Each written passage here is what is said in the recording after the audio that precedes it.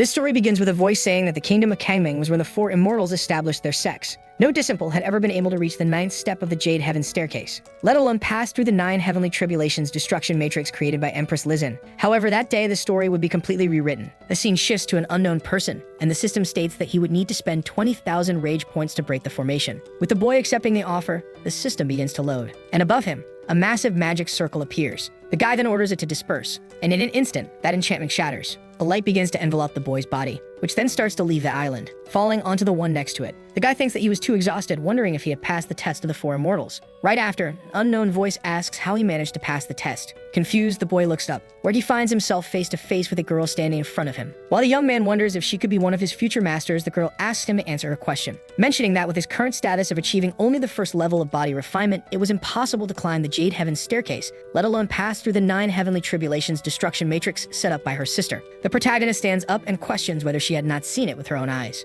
The system then warns the boy to be careful with his words, or he would be punished by the heavens and die instantly. Shortly after, the girl asks if it was because the Jade Heaven staircase and the formation had been neglected for so long. The boy seemed to be somewhat nervous about something. Standing up, the girl states that she would report to the 3 elder sisters, and therefore he should not leave that place. At that moment, a portal of fire appears, and the girl steps into it. Amidst that situation, our hero wonders how he would explain. Ikka's future masters really wished to know how he had broken the formation. Then the system informs him that it was an ancient sacred source condensed from the essence of the frozen moon, and that it took 10 years to obtain a single drop, which could strengthen and preserve vitality. Observing it, the boy is greatly impressed, saying that it was a treasure. Shortly after, he removes his clothes and begins to dive into the lake. A scene then cuts to that girl from before. A woman, calling her Chu, asks if she had already met the disciple. She replies that she had, as he was very handsome. The other girl says that she usually stated such things so directly and asks why she was stammering so much. Meanwhile, another girl seems to be silently observing. She responds that the boy was truly very strange. He was only at the first stage of body refinement, yet he managed to climb the Jade Heaven staircase,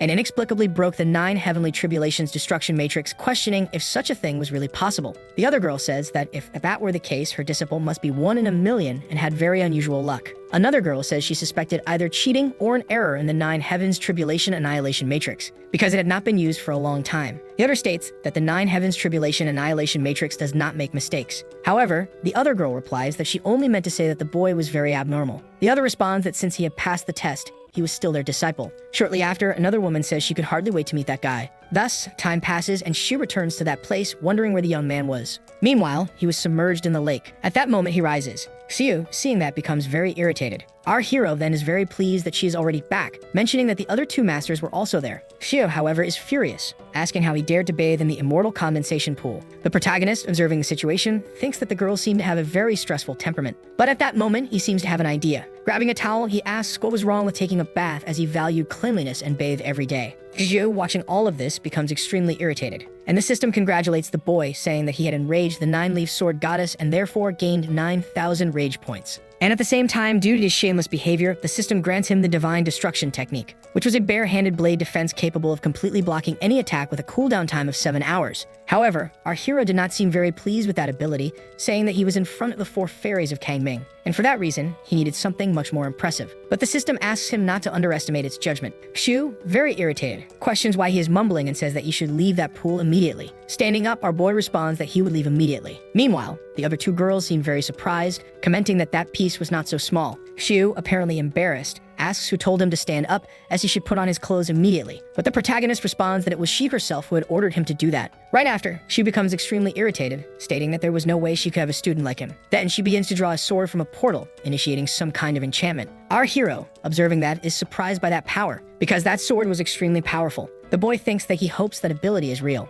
and at that moment he uses the ability the system gave him. His attack ends up hitting the protagonist, and the girl, meanwhile, seemed to be in complete disbelief, because our hero had managed to defend against that attack. At the same moment, another one appears, asking them to take a step back. The boy, meanwhile, comments that it was close, as he had almost been burned. Xiu, very incredulous, wonders how someone at the first stage of body refinement managed to block her blade. Right after, the leader calls her again, who then follows her orders and stops the attack, and that blade quickly returns to her. The protagonist then ends up falling back into the water. Shortly after, their leader begins to reprimand the girl, asking how she dared to disobey her orders and saying that, for that reason, she should rewrite the Purifying Heart Sutra 500 times. Xiu saddened says that she would do it anyway. At that moment, the system appears to the boy, saying that Empress Yuan was furious, destined to rule heaven and earth and to be unmatched for all eternity. And for that reason, the system would activate an epic level reward. He would gain an ability called the Kankan Divine Body, which was of the highest classification, granting a 100 times increase in compression and cultivation speed. Our hero, incredulous, wonders if that was even possible. Then the leader says that the boy from that moment on would be her direct disciple and the future master of the sacred city of Kangming. And for that reason, she would make an announcement before the entire sect. Because of that, he should return with them to the Kangming Divine Hall. Right after, another girl approaches the protagonist saying that in the future, she would teach him well and would also train him the right way. Another master says that she would prepare everything necessary for his studies, and meanwhile, she questions why he is standing there, saying that he should hurry up. The boy, very happy, says that he was already going. Then the scene cuts to the Yuming Pavilion, the place where guests were received in the Kangming Divine Temple. Yuan says that before the formal ceremony, Shu would instruct Chai. The girl then becomes very displeased, asking why it had to be her, because she was not very good at teaching people. Yuan says that it was precisely because the two did not get along that they needed to temper each other's character. And for that reason, she should take Chi to familiarize himself with the Kangming Divine Temple. Having no other option, ends up accepting what her leader said. Standing up, she asks the protagonist to go quickly. Chi stands up and ends up doing what the girl asked. As they walked, our hero thinks that this was very good because that girl got stressed easily. Meanwhile, another master was observing something, saying that Xiu had a direct and simple nature, and for that reason, she was no match for her little disciple. Yuan says that the Kangming Divine Temple has been very quiet in recent years, and that this was a chance to inject some vitality into its routine. Hearing what her leader said, the other master agrees, saying that it seemed like a good thing. Another girl says that her little disciple has many secrets and that life in the future will be very interesting. And because of that, she was quite looking forward to it. Shortly after, the scene cuts to another location. And the protagonists seem to be asking the girls several questions about the temple and various stories. Exio then begins to introduce several locations to the boy, saying that this was the Xiangyang Pavilion where the books were kept. She thinks that he was almost done reading all the books in the outer sex library, so it was a good time to check out new classics. And right after, he asks Xio if he could enter at that moment. Xio replies that he could, but only after he had seen the entire place because she still had duties to fulfill and did not have time to wait for him. While Xio was presenting, Shay seemed to be lost and thought about something. Changing the subject, Xio says that her sister said he was the son of destiny, so she did not completely believe in that. At that moment, the system appears, saying that it was keeping an eye on him, so he should not say anything foolish. Right after, Chi asks if the focus was not supposed to be on taking a tour of the temple. The girl responds that it was, but she only gave this tour to true direct disciples, so if he had passed the evaluation using malicious tricks, he would have to face the consequences. Asking if he could withstand one of her moves, as she had already reached the refinement god's realm, which was 6 realms and 54 steps higher than him. Amidst that situation, she thinks that she must have been suspecting that he used some trick to block her attack without any weapon. However, she still had no proof of that. Then Xio ends up smiling, saying that she had plenty of time to verify it because she really wanted to see how long the Son of Destiny's luck would last. She, in turn, says that women who get angry easily usually enter menopause sooner. Xio asks what that was, and Chai replies that it was a condition in which women suffering from this illness felt depressed, had increasing anger and sleepless nights, where they could end up growing a beard and having sagging breasts. Saying that her piece was not that big to begin with, and adding her mood to it, he feared it would be difficult for her to find a husband. Hearing what our hero had said, the girl becomes extremely irritated, saying that the day she shrank would be the day the protagonist got shorter. Shad, desperate, says that she should not forget what the master had instructed, and she should be careful not to get angry again. Having no other choice, Xio ends up accepting, saying that it would not take long for her to learn to restrain herself like the eldest sister. Amidst that situation, she thinks that the girl was really worried about the size of that, and for that reason,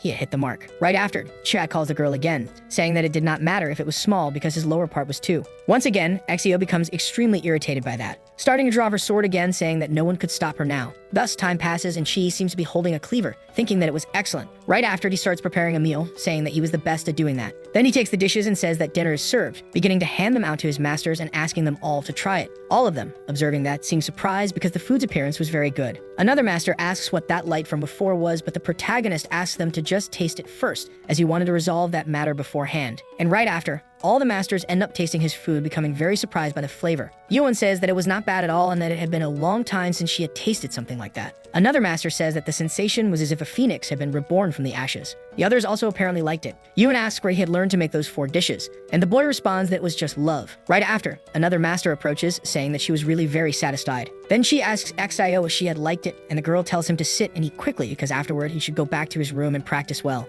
Again, time passes. She thinks that based on the information he had, irritating or provoking others could earn him points, but he could not get angry or he would lose a significant amount of points. Even so, he wanted to know what those points were useful for. Besides that, he wanted to know when those locked functions would be unlocked. At that moment, the system informs him that an item has been unlocked in the shop. Our hero is very surprised, asking if he could buy something from that system as if it were a virtual store. The system asks what he wants to do. Shiga says that he needed 7 steps and was also curious to know what was more powerful, technology or immortal techniques. The system warns that they had a trading system based on corresponding items and therefore it consumed points. He asks what was more powerful, an atomic bomb or a 4th master. The system says that currently its database lacks sufficient data for such a comparison, so the host could try again in the future. Right after, she becomes thoughtful about it. At that moment, she suddenly appears at the location. She, in turn, is very surprised to see the girl there. Yuan, handing him a talisman, says that it was proof that he had become her direct disciple. It could protect him in critical moments. Hearing what the girl had said, Chai feels very relieved, thinking that she had seen through all that nonsense from before. While Chai is thanking her, Yuan questions whether an atomic bomb was as powerful as she was. He should let her show him when the opportunity arose. Besides that, he should rest because there were many things he wanted to do. Then, Yuan ends up disappearing. Chai begins to recall what Yuan had just said. He states that he just hoped it was not what he was thinking. A scene then cuts to the protagonist in another location. He asks what the name of the library they had mentioned earlier was. Approaching the place, Chi says that he had wanted to visit that location for a long time. At that moment, he opens the door and is surprised by what he sees, because some kind of tail was above him. Right after, it ends up pulling the boy inside. Then it is revealed that his master was there. She says that he was probably in need of something. Looking up, Chi ends up recognizing his second master, who then begins to observe the protagonist. She says that he seemed a little disappointed. Chai says that was not it because he only wanted to go to the library and find some study techniques. His master begins to approach the boy, saying that her disciple really loved to learn and asking why he was hiding around. She assumes that she must have been very ugly, and that was why he looked scared. Then Chi starts giving several compliments to his master and states that it could never be that. She then asks if the girl's tail was really like that. In his thoughts, he affirms that it was very beautiful. The master says that when she was in a good mood, her tail simply appeared involuntarily. She mentions that if he could make her happy enough to reveal all 9 tails, she would reward him with some great treasures. All the elixirs on the shelf were refined. Some could solidify essence and nurture vitality, but either way, if he could do that, she would give him the elixir he desired. Chia then says that he would try to do it. Right after, he apparently begins to recite a poem for the girl. He solidifies her beauty more and more. At that moment, all 9 tails end up appearing. The girl says that the poem was quite beautiful, but Che says that she was even more so. Then, his master grabs the protagonist. She says that it seemed like they needed to teach him what it meant to respect his master and follow the right path. But she asked to receive the rewards first, and then they could teach him because he would learn with more enthusiasm. The girl says that made sense, and right after flying, her tail ends up dispersing. Approaching from behind, she says that she would reward him first, asking which elixir he desired. At that moment, Shu ends up appearing at the scene, asking what was happening. Besides that, she wants to know why Chai was rolling around like an idiot on the floor. She asks if her sister had used an illusion on Chai. The girl responds that she did not know and that she was just teaching martial arts. She asks if Shu wanted to join them. Shu says that it was unnecessary for them to practice together because that could drive the boy crazy. Besides that, her eldest sister said that the protagonist was in the pavilion, so she was asked to help him familiarize himself with the environment. At that moment, Shu begins kicking Chai. She thinks that he had such strong spiritual power, and yet he inadvertently fell for the second master's trick. Besides that, what happened next was a bit unfortunate. He simply did not get to experience it. Looking up, the boy finds himself facing his fourth master, who seems very disappointed. Shu asks what he had seen in the illusion. Chai responds that it was nothing, and that he had been interrupted by someone. Chi approaches his second master and asks her to teach him illusions the next day. The girl responds that she would do her best for that. Thus, time passes and Chi, along with Xiu, seems to be leaving that place, thinking that it was a small regret. Meanwhile, Xiu was telling the boy to start walking quickly. Changing the subject, Exio says that the chicken he had made was very good. He asks if his master was trying to help him. Exio says that was not it, stating that as she was the master, she decided not to argue with her little disciple. Meanwhile, Chai thinks that she should make her move quickly. That's why he could hardly wait for her to counterattack. Besides, strange things must have a reason, so she must be planning something against him. Right after, Chi says that he would like to go to the library first, asking if she could show him the way. Exio asks if he was planning something sinister. The protagonist thinks that he had told her to crouch down, but he ended up with sore legs. The boy says that he just wanted to find the library quickly, so she should show him the way immediately. Then the girl ends up taking the lead. She becomes very irritated by what she heard, saying that he did not even remember those simple paths. Chai says that he was an idiot, which is why his master was much smarter. The scene then cuts to another location. Exio says that this was the library, but she should remind him that just because he could understand outside writings did not mean he would understand everything. Besides, some people there had reached the realm of transcendence. Chai says that a lost bird must fly early. Right after, the two end up entering that library.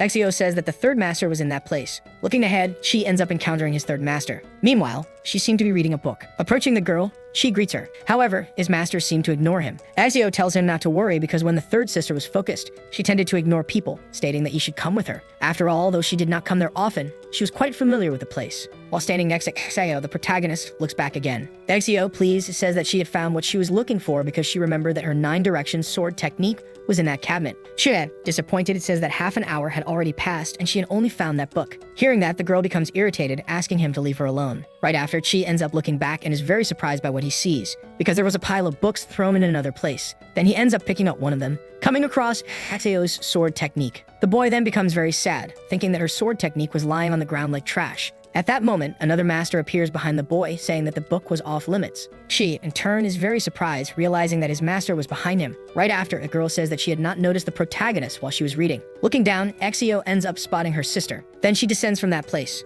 asking if she had seen her book because she remembered placing it on that shelf. Her sister then says that she did not know, stating that someone must have borrowed it. Meanwhile, the protagonist discreetly picks up the book, and at that moment, a system window appears for the boy. The third master, looking at the protagonist, asks what book they were looking for and whether it was scriptures or even techniques. He then replies that he wanted to find some advanced techniques. His master then becomes very thoughtful, beginning to cast an enchantment. And then some lights appear, selecting a few books and asking the boy to take a look. Taking all the books, our hero thanks her, and his master says that if he had any difficulties, he could ask. However, she says he would not do that, because he did not want to disturb the third master. Quickly, Axio asks to leave immediately, but the protagonist says that he had said he wanted to read a book first. But without listening, Axio tells the third master that she would take the boy away immediately. However, her sister says that she should study more and not keep making mistakes. The scene then cuts to outside the library with Chai saying that she could not ruin his plan just because the third master had criticized her book. Axio mentions that the boy's words were an expulsion order for them, and for that reason, if she stayed longer, she would be turned into an ice sculpture. And if he did not believe it, he could try for himself, because if she froze him and ignored something she considered important, she also would not save him.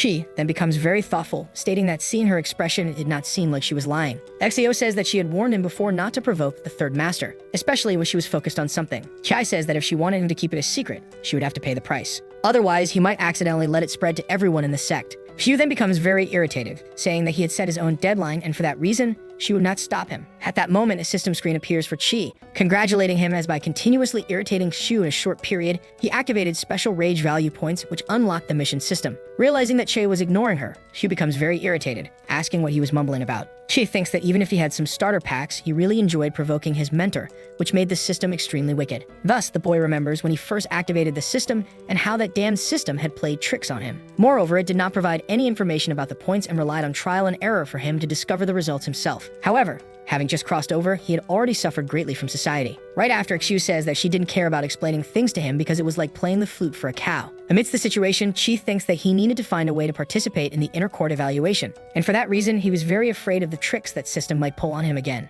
Xiu asks why the boy was looking at her like that, questioning if he had suddenly realized that she was his master. She, meanwhile, thinks that he had been there for 2 or 3 days and it seemed like he had not seen anyone else. Once again, the girl asks why he was looking at her. The boy thinks that if he trained there, it would not be suitable for the furious fire system, besides making it harder to gather points and advance through the realms. For that reason, he had to think of another way to descend the mountain. Once again, his master asks if he was intentionally ignoring her. She then responds that he had just realized something, saying that women only affect the speed at which he desires his sword. Hearing that, the girl becomes very irritated, asking if the protagonist thought she was delaying his cultivation. Our hero responds that he wouldn't dare say that, as the disciple merely felt that his master was very much like a teenager due to the expression on her face. Hearing that, the girl becomes extremely irritated, once again starting to draw her sword. Chi then becomes very scared, begging her to stop. Right after, the system appears again, congratulating the boy as he had gained a new ability. She thinks that was great, stating that in the future, he would put in even more effort. Starting to speak, he says that the girl was truly perceptive and must have sensed the turmoil in his heart. But in reality, his identity was understandable, and with a few romantic things, the disciple would definitely keep it a secret for her. The girl, meanwhile, is very irritated,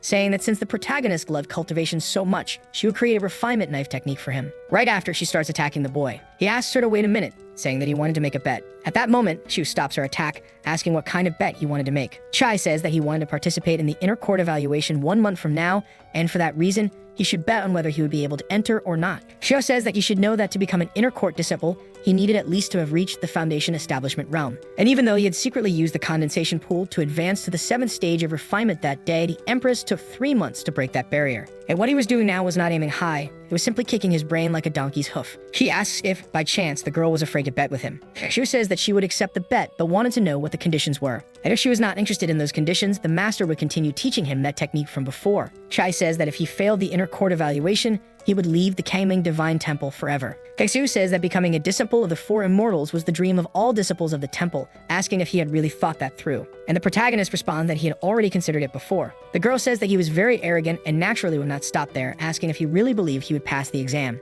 And right after, she starts walking away. The protagonist then says that the condition was that if he passed the test, the girl would have to marry him. At that moment, she was very surprised. She asks if something was wrong and if, by chance, she was still afraid to bet. The girl responds that it was not that, as she would bet anyway. Once again, she says that he wanted to ask her for a favor, asking if it was only possible to leave the divine temple through the jade staircase, and for that reason, she should show him the correct path. However, the girl responds that she was not in the mood to do that. Chi, approaching the girl, says that if she didn't help him, he would have to kiss his future wife. Quickly, his master ends up kicking the protagonist, telling him to die. The people below watched Chi flying while he, on the other hand, seemed very calm. Another guy asks if he still remembered the palm technique that descended from the sky, and the other questions if it could be a lost one. Right after, the protagonist ends up falling to the ground, saying that the fourth master was truly impeccable because that really hurt. Then an unknown man appears in front of the boy, asking why he had been kicked, assuming that no one climbed the Jade Heaven staircase or broke the 9 Heavens Tribulation Matrix. The protagonist, calling the guy Lee, asks why he always had a problem with him, mentioning that the guy mocked him every day, formed cliques and groups, and now, with his sarcastic remarks, still couldn't climb 30 steps of the sky. The irritated young man says that even though he was excluded from the Kaming Divine Temple, he still had the nerve to bark in that place. Chai says that being excluded by the four immortals and not climbing are two different things. Then the system warns that the rage points had accumulated and that the system store was now open for purchases. As Chai was leaving, Lee ends up stopping the boy, saying that he had not allowed him to leave. And as a consequence of that, she apparently ends up accidentally buying a skill as well as a very expensive drink. When she tries to exchange it, the system warns that trading items from another world require a high cost. The irritated boy asks the other young man to move aside because he was really annoying. Lee, in turn, becomes very angry, stating that it was a waste, and for that reason, he dared to disrespect him. Rushing towards the boy, he says that he would teach him a lesson, throwing a punch at Chai, who then manages to dodge and starts to hold back that attack. With a threatening look, he begins to observe the young man. Right after, he ends up drinking that soda, stating that a drink like that, worth 5,000 B points, was very delicious, but because of that, he needed to recover what he had lost. Then the boy begins to release his aura, asking if that was all the guy had. The surprised guy asks if he was already at the 7th level of the body's strengthening realm. As a response, our hero simply gives a smile. The people around were very surprised, wondering how the boy had gotten so strong at his cultivation level. Another guy says that even with the donation, reaching only the 7th level was a waste, and for that reason, he had been excluded from the temple. Lee, beginning to laugh at Chai, says that now he understood, as this must have been the four immortals' compensation for knocking him off the mountain. Besides, he didn't want to change someone like him, who was a waste of talent. Moreover, he was lucky, but even if his cultivation was not as high as Chi's, he was still young. Hearing all that, Chi asks him to stop talking nonsense and just face him. Chi, in turn, thinks that such a move should not be something that guy could perform. Meanwhile, Lee seemed to take something out of his jacket, beginning to swallow the pills that were in the bottle. Chi, in turn, assumes that they were drugs. Right after, the guy seems to have an exponential growth in his strength. She asks where the referee was, since there was clearly someone there on drugs. The other guy, meanwhile, seemed to have greatly increased his power, as even his aura was rising through his body. She thinks that he was at least 2 levels above him, and for that reason was really shameless, as he was reaching that level using drugs. Lee then starts approaching the protagonist, telling him to prepare to die, seeing that Chi says that he still had a long way to go. The guy then starts running towards Chi, who thinks that the young man wouldn't stop until the protagonist was dead. At that moment, the system appears, asking the young man to spend 5,000 rage points to exchange for a golden body. Chi thinks that the system was taking advantage of the situation to make more money. Meanwhile, the guy was still approaching Chi, saying that he was too distracted. Right after, he ends up jumping. Chi, without wasting time, accepts the system's offer. And at that moment, his body seems to change shape, acquiring what was called the golden body. Thus, when Lee launches an attack, it apparently has no effect. Right after, a light appears and petals begin to emerge in front of them. Then it is revealed that the second master was in that place, saying that in the Kaming Divine Temple, it was against the rules to attack sect brothers. Moreover, it seemed that everyone had completely forgotten about that. Chai, surprised, says that his master's speed in taking action was truly impressive. The girl, meanwhile, seemed to be observing Lee, saying that in the Kaming Divine Temple, the Heaven Blade Alliance should not go too far. Besides, the boy deserved to receive a small punishment. At that moment, the second master invokes a magic circle, and right after, a kind of black hole appears. Lee then ends up being sucked into that space. Meanwhile, Chai was watching the entire situation unfold. His master then approaches the protagonist, asking if he wasn't afraid of being beaten to death. Chai whispers that he was currently playing the role of a fallen disciple of the outer sect, excluded from the Kaming Divine Temple by the four immortals. And for that reason, she also needed to follow the act. Meanwhile, the other group was watching the entire situation. Right after, the second master moves away from the protagonist. Falling to the ground, she says that her heart was truly aching. Seeing all that, she assumes that the girl was also getting into character. Quickly, the entire sect becomes very irritated, saying that the protagonist was insulting his master. Meanwhile,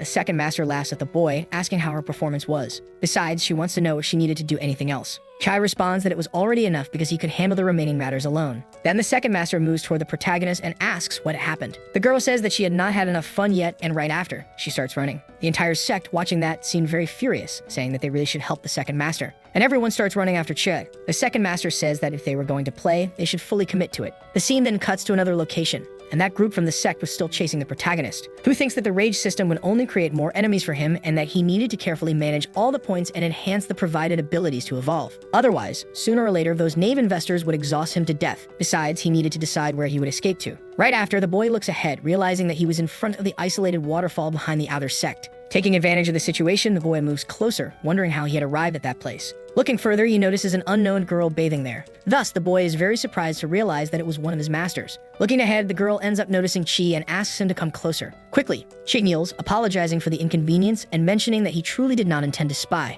The master says that it was there that she contemplated solitude, and for that reason, anyone who interfered would be punished. She, in turn, mentions that it was cold and asks the girl to put on some clothes. Hearing what her disciple had said, the girl remains silent and asks him to help her do that as a form of punishment. Right after, the master grabs the clothes, hands them to Chi, and asks him to dress her. Quickly, the boy starts doing that, fully dressing his master. His master says that he should participate in the inner session evaluation in the coming months, and while the boy, with a nosebleed, responds that he would. The master says that he was already her direct disciple among the four and asks why he wanted to go through that unnecessary trouble. Chai says that he didn't want people to question him because the outer sect disciples thought he was not qualified to be a disciple of the four immortals. Right after, the girl begins to observe Chai, who then thinks that his master's eyes seem to want to see through him. Understanding the situation, his master ends up releasing the boy, stating that she would keep that infraction as a secret in the restricted area. Chi, hearing that, feels very happy because fortunately she had accepted it. Greeting his master, he says that he would leave now. The system then appears, congratulating the protagonist for enraging 1,000 outer sect disciples that day. Moreover, it informs that he would soon unlock the interdimensional travel function, and the specific time for that travel would be determined by the system. You and the host would be able to obtain items and abilities from other worlds while training in them. He, seeing that, is very surprised, saying that he was starting to feel that the system was actually useful. The scene then cuts to another location, and a light seemed to be emanating from the sky. Right after, a hole opens up,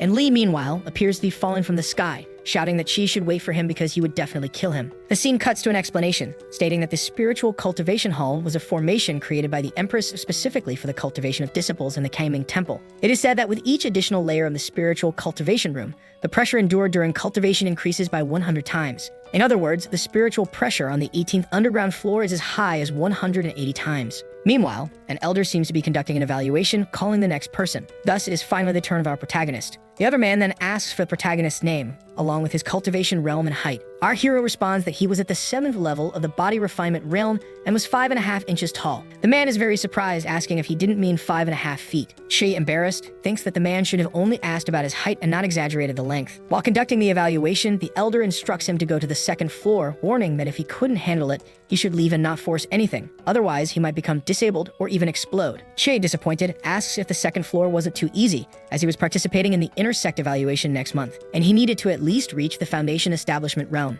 The elder says that last year, the genius Zhonglin, who led the intersect evaluation, only managed to challenge the 3rd floor at best, mentioning that Chai was not young anymore and was still only at the 7th level of body refinement, so he shouldn't risk his life just to advance his realm. Right after, a group of people appears at the location, beginning to insult the protagonist repeatedly. One guy says that with the cultivation he had gained only through the mercy of the 4 immortals, he shouldn't even pass the 1st level. Wang says that Chai had always been a waste and probably didn't understand how important it was to refine the strength of the body. Zhang then tells everyone to speak less because, unlike them, he had climbed step by step. The protagonist says that they really must be something, having climbed for so many years and still being stuck at the early stage of body refinement. Hearing all that, the group seems to become very irritated. She asks why they are getting so restless and starts mocking the boy again. Chai, surprised, wonders why they are not getting angrier, assuming that they had already developed immunity to his provocation. Then the system appears, informing that the interdimensional travel function had been activated, and for that reason, they were transferring the host to leave a mountain. While being teleported, Chai is very surprised, thinking that this was the mountain of the Dragon Palace.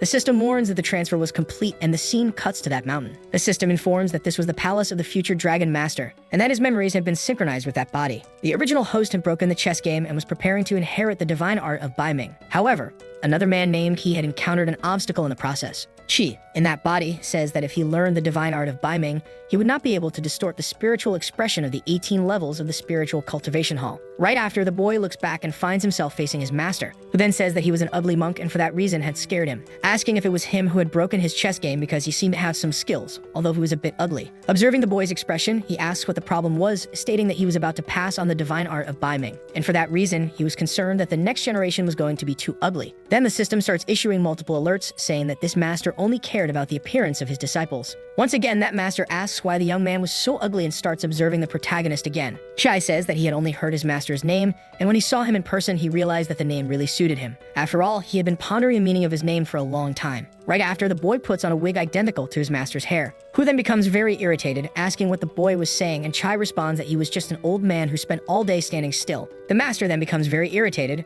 asking what that was supposed to mean. Chai says that he was ugly because Buddha did not care about appearances, and eventually, Buddha had shaved his head and never again used his soft hair. The master asks him to stop with those foolish explanations because he wanted to know the reason behind those words from before. The young man says that he had broken the chess game, so if his master should pass on the skills, and after that, they could talk about being bald, beauty, and all the rest. Right after, the master says that the blue-covered book on the floor was one of his experiments over the past decades, so he should take some time to read it. However, cultivating his martial arts took decades, and even with talent, learning would take at least 30 years. And if he ever found something that required guidance, he would have already kicked the bucket by then. But if he admitted that he was dumb and ugly, he could directly pass on his skills to him, saving him the trouble of using his brain. Right after, the protagonist raises his hand toward the master, stating that 4 years would be enough, as there was a possibility he could improve even further. Then Shi picks up those books, thinking that with his Qiankun divine body, he would learn the skills 100 times faster. Moreover, the old man had fallen into his trap, and for that reason, he needed to be prepared. Right after, the master says that those outside the technique were eager to learn a bit of it. So if the young man did what he had asked before, he would immediately pass the skills to him,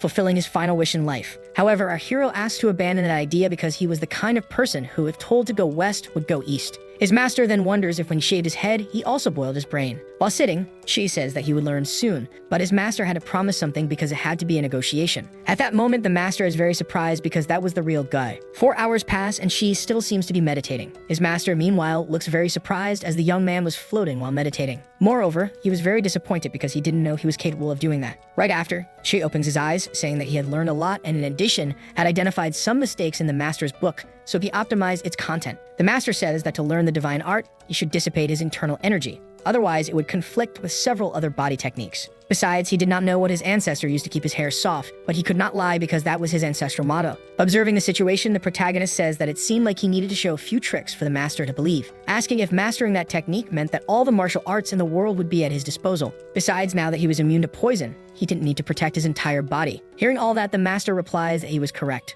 Furthermore, he never went back on his promises, so a word spoken could never be taken back. With a smile on his face, the protagonist then begins to explain the meaning of the phrase he had said earlier, leaving his master very irritated as he claimed that his words were too crude. Meanwhile, Che says that his master had loved a woman and caused her to suffer demonic possession, passing it on to her younger sister. His master admits that he was correct and because of that, felt guilty and isolated himself in the dragon cave. Hearing that, Chi asks his master to leave the cave and find those people to admit his mistakes. And regarding the second task, he had a brother named Feng who was deceived by their father, so he should take good care of him. The master then asks if that young man was handsome, and the boy replies that he was. Continuing the discussion about the third task, Chi says that when meeting someone, he should say that Chai was very handsome. However, it was obvious that the master would not accept that. Chi then says that it was true that the old man was just a drunk who spent all his time drinking and that for that reason, surrendering to that life was better than being a fraud. Having no other choice, the poor master ends up having to accept the offer. Chai says that they should leave that place and later they would discuss the other conditions. Then the scene cuts to two masters who were very surprised by what they had just witnessed. The protagonist's master, standing behind them, announces that the chess game had been an excuse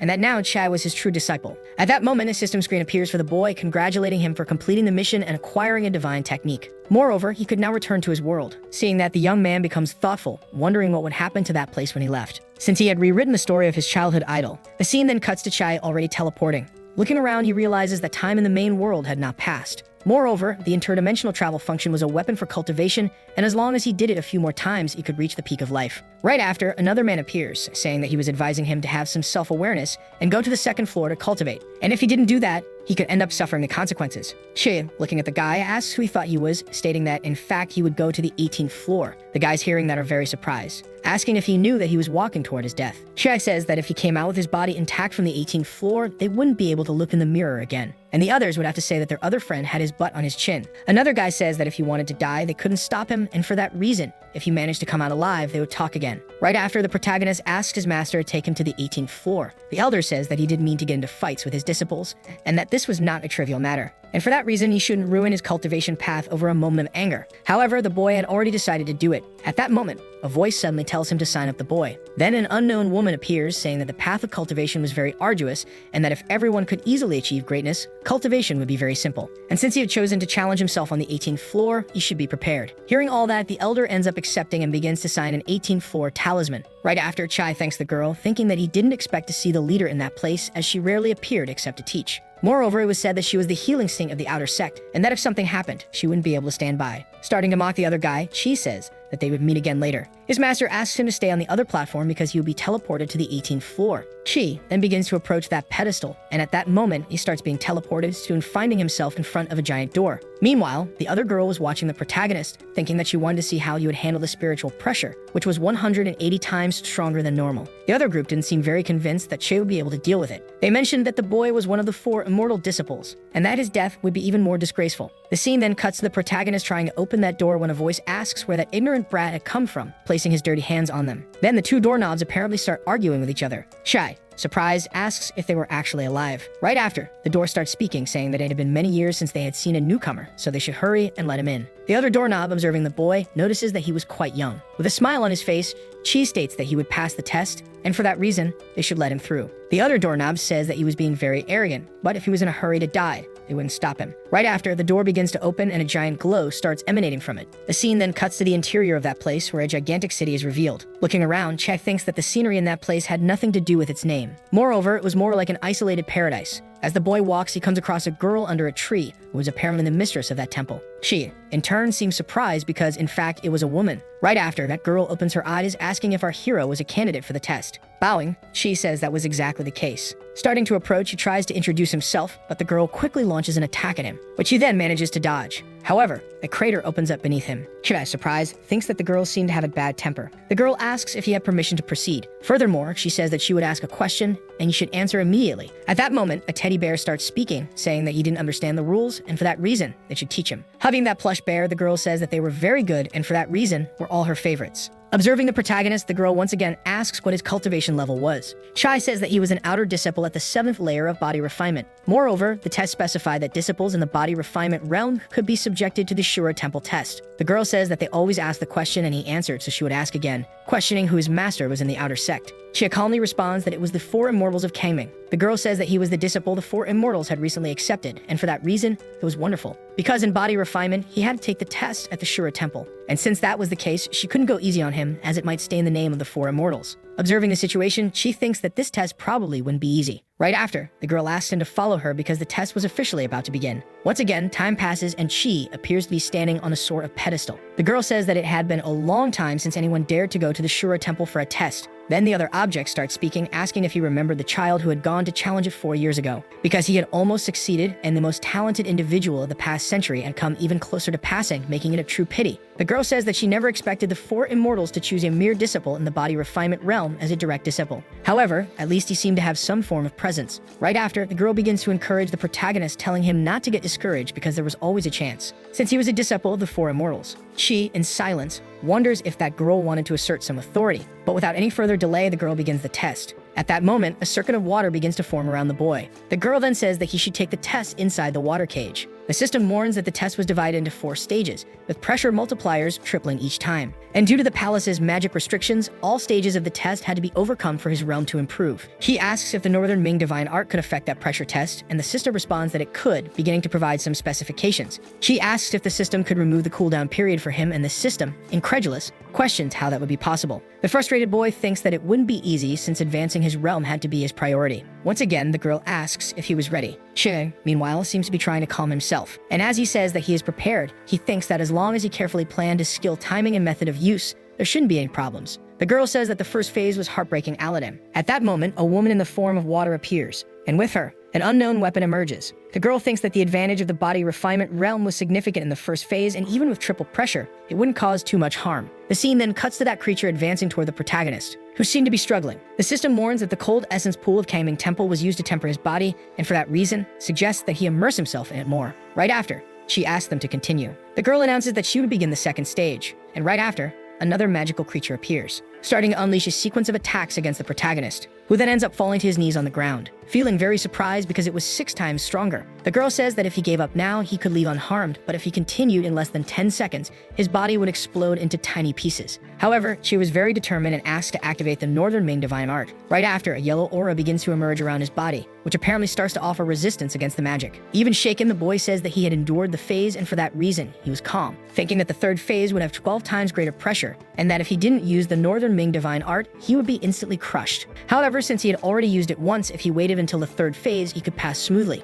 because using the same method in the fourth stage was too risky. Surprised, the girl says that the disciple of the 4 immortals really had some skills, thinking that the young man was normal since he had absorbed the spiritual energy from the water cage. Our boy says that he had underestimated the Shura temple, and for that reason, hadn't expected it to be so terrifying in the second phase. And because of that, he was now starting to feel a little afraid, thinking that with his divine body of Qian Kun, he had mastered the uses of the divine arts of the Northern Ming. Hearing all that, the master said that it was incredible. Besides that, she was expecting an even better performance from him. Hearing that, she ended up thanking her for the compliment, thinking that the pressure he had absorbed now had not been 9 times greater, as it was more like a multiplication. Moreover, the third stage added 12 times to the second. Thus, the boy began to do some calculations in his mind, realizing that the multiplication would be in an exorbitant amount, wondering whether that was a test or an execution, and that it should not seem like a murder. Last time, he had barely managed to pass the test of the fourth phase, and that was why the Shura temple was truly the chosen place for his death. Convinced, the girl asked if they could start the next phase. At the same instant, she began to feel a pain in his stomach. The irritated master said that they hadn't even started yet. Chai said he needed to use the bathroom, asking if he could take a break. His master quickly denied it, asking what he thought that place was and saying that he couldn't simply relieve himself whenever he wished. Chai said that if that was the case, he would do his business right there. The girl said that it didn't matter, so he had to choose between doing that or continuing the test. Chi then ended up choosing the test, thinking that he had managed to buy a few more minutes with that. At the same moment, that girl ended up invoking another spell, which apparently was a magical weapon similar to a flute. She began to cast some enchantments toward the protagonist, who thought that at the beginning of the third stage, he had felt power within his body. Besides that, he had absorbed it using the divine art of the Northern Ming, turning into something unusual. Chi then began to invoke some kind of enchantment in his hand, saying that even if the power of his body transformed into a yang attribute in the end, it was the same power source. And so he just needed to wait until his forces merged. Observing the situation, the girl thought that it was different from the second stage, but even so, it seemed like he couldn't endure it anymore, asking why Che would risk his life for a single test and whether now that it was over, he could avoid the pain of spiritual pressure. But Chi seemed determined to continue, saying that he could still endure it. At that moment, an explosion ended up happening, and Chi was apparently still trying to withstand that attack. The girl, meanwhile, seemed very surprised, saying that if he continued, he would end up being killed. The boy said that his body was fine, but his hands were hurting a lot. Another explosion suddenly occurred, and amidst all that, she seemed calm. The surprised girl asked if he was human. Chidi, feeling confident, questioned whether she hadn't seen that scene before. Then the scene cuts to Exeo, who was very happy because no one could recognize her of that disguise. Looking ahead, she ended up coming across several people from the sect watching the battle on a big screen.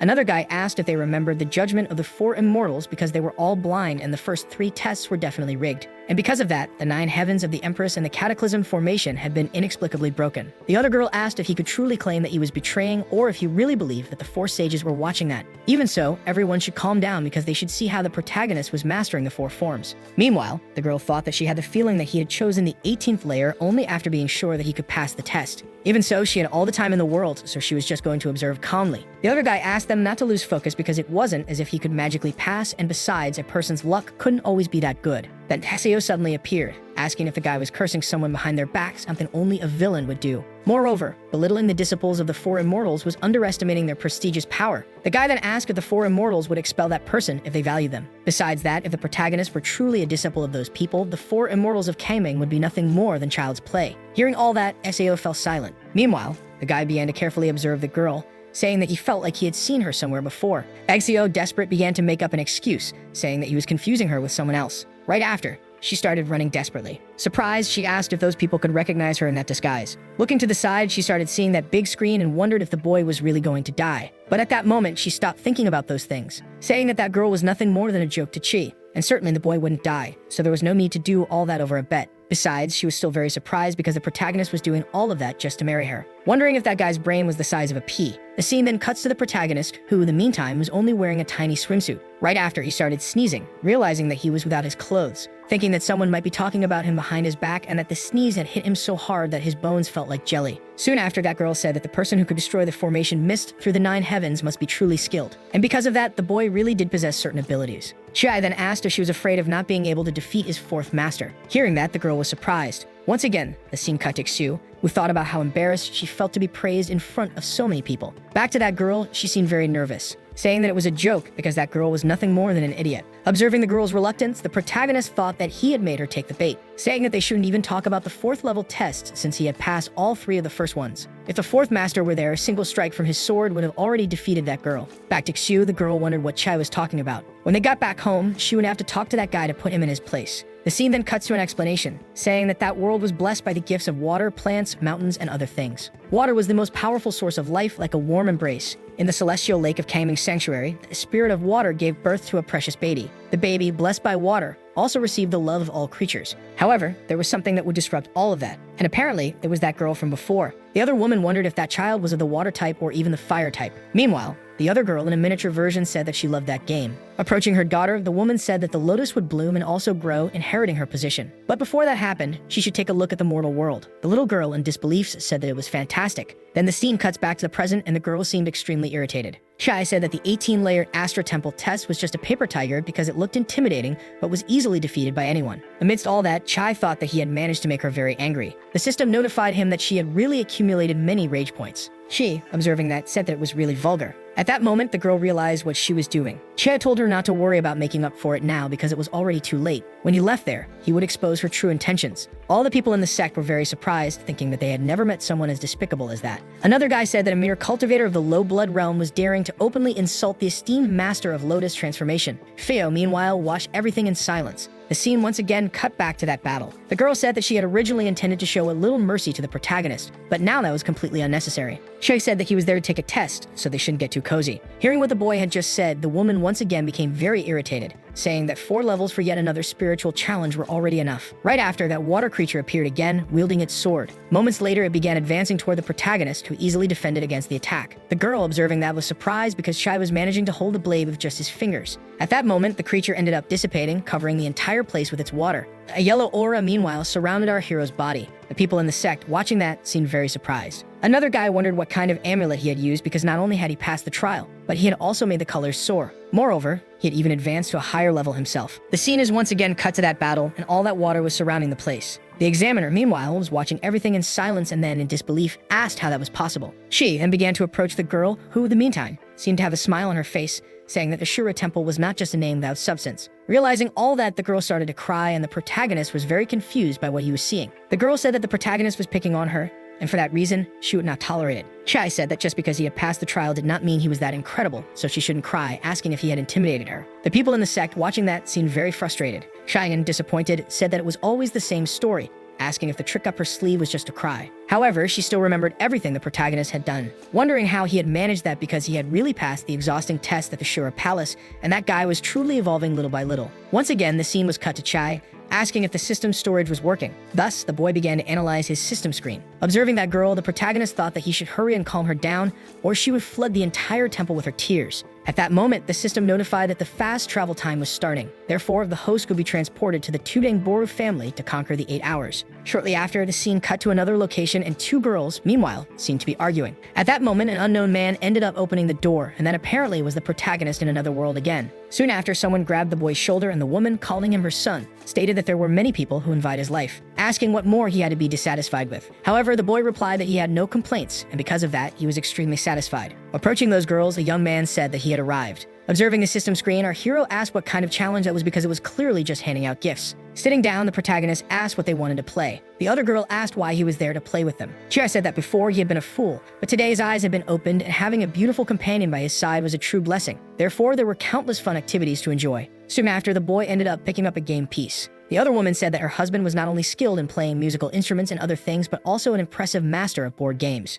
With a smile on his face, the protagonist said that it was nothing special, asking if they wanted to continue playing. asking if they happened to be familiar with the game of Baccarat. Thus, time passed and Chai had apparently played that game for around 300 rounds and all of them seemed very tired. Surprised, one of his wives asked how he was so brave and fearless. Our hero replied that he had not yet unleashed his full strength. His wife then asked if they could regroup and then do something before the next battle. However, she asked to try another battle before that, mentioning that in books there could be sea beasts, but even so, no one compared to his 8 lovely wives. At that moment, the system notified that he was getting a little close to the time limit. Our hero said that the system was absolutely right because with 8 wives to attend to, time was very scarce. The system said that was not what it meant, as it had determined that he had completed the challenge and would be teleported back to the Shura temple in 3 minutes. Surprised, Shai questioned if it was really just 3 minutes, and besides that, he hadn't had enough time to enjoy it. Without wasting time, our hero said that he had an urgent matter to discuss with all of them, asking how to make a girl happy and put a smile on her face. Thus, all the girls started making various suggestions, such as giving food, clothes, and even objects. Soon after,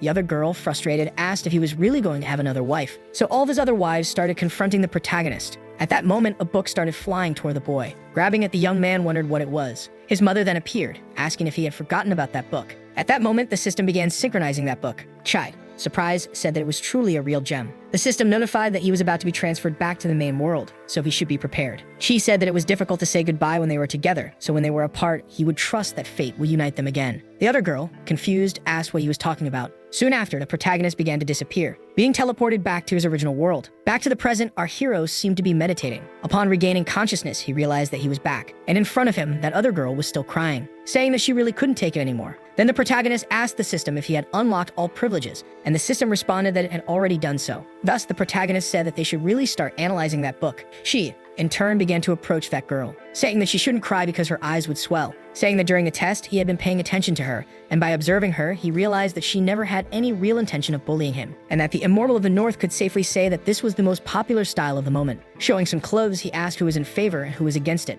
Observing all those clothes, the other young man said that they were all very bizarre, and for that reason, only a lunatic would like them. However, that girl seemed very pleased with all those pieces. Our hero asked if she wanted to try them on, but the girl asked why he had given her those clothes. She, in response, ended up touching the girl's face, saying that when she turned around, the whole world would know that he had brought that lake of fish for her to see with her own eyes. But before that, he had simply made a mistake in his approach, so she should forgive him for being too direct. The people in the sect, meanwhile, seemed very confused by what they were seeing. The girl, happy, said that she needed to go change clothes, asking the young man to stay there and not leave her. Then the protagonist placed his hand on his own head, and happily said that he had finally succeeded, thinking that if he had used that book before, he would have done much better. The people in the sect, meanwhile, seemed very frustrated with what the protagonist was doing. Time passed again, and the girl reappeared, saying that she had already changed clothes, asking Chai if, by any chance, it looked good. Noticing the protagonist's silence, the girl asked why he was acting that way. She then made a thumbs-up gesture with his hand, saying that it wasn't bad and that they should change the rest. With a smile on her face, the girl ended up agreeing. Chai, meanwhile, seemed very thoughtful, stating that her curves were perfect. Besides that, he wondered what kind of effect those clothes would have under the moonlight.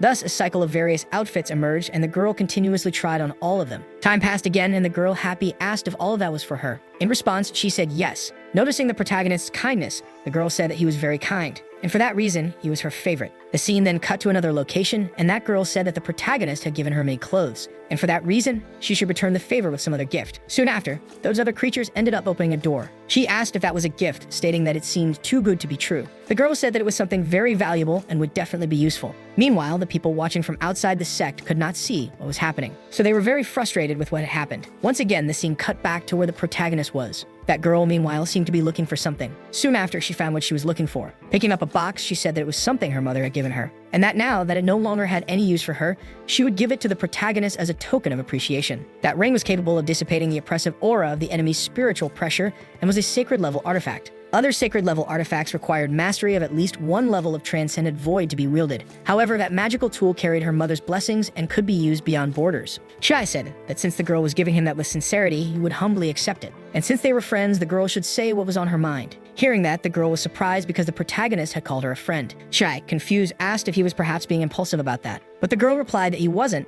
and for that reason, she was very touched to be his friend. Then she ended up casting the enchantment. Shai, confused, asked what that was. Soon after, that magic was directed at the boy's chest. His friend said that whenever the protagonist said her name 3 times, Lyria would appear somewhere. The scene then cut to another location, and Chai had already left. His master, surprised, congratulated him for passing the Azura Temple test. And because of that, it had been a revealing experience for him, who never expected to find such a precious gem as that. Moreover, he needed to spread that good news to the holy sanctuary as soon as possible. She, amidst that situation, said that all of this had just been luck. Then that other guy appeared, saying that just because he had some treasures with him, he was trying to win that lord's favor. She, in turn, said that those gifts were given after passing a test, but even so, the three of them could offer something better. The guy said that he could be making some shady deal with the leader behind closed doors. At that moment, that other woman appeared, telling them to shut up and asking how he dared to tarnish the reputation of their temple.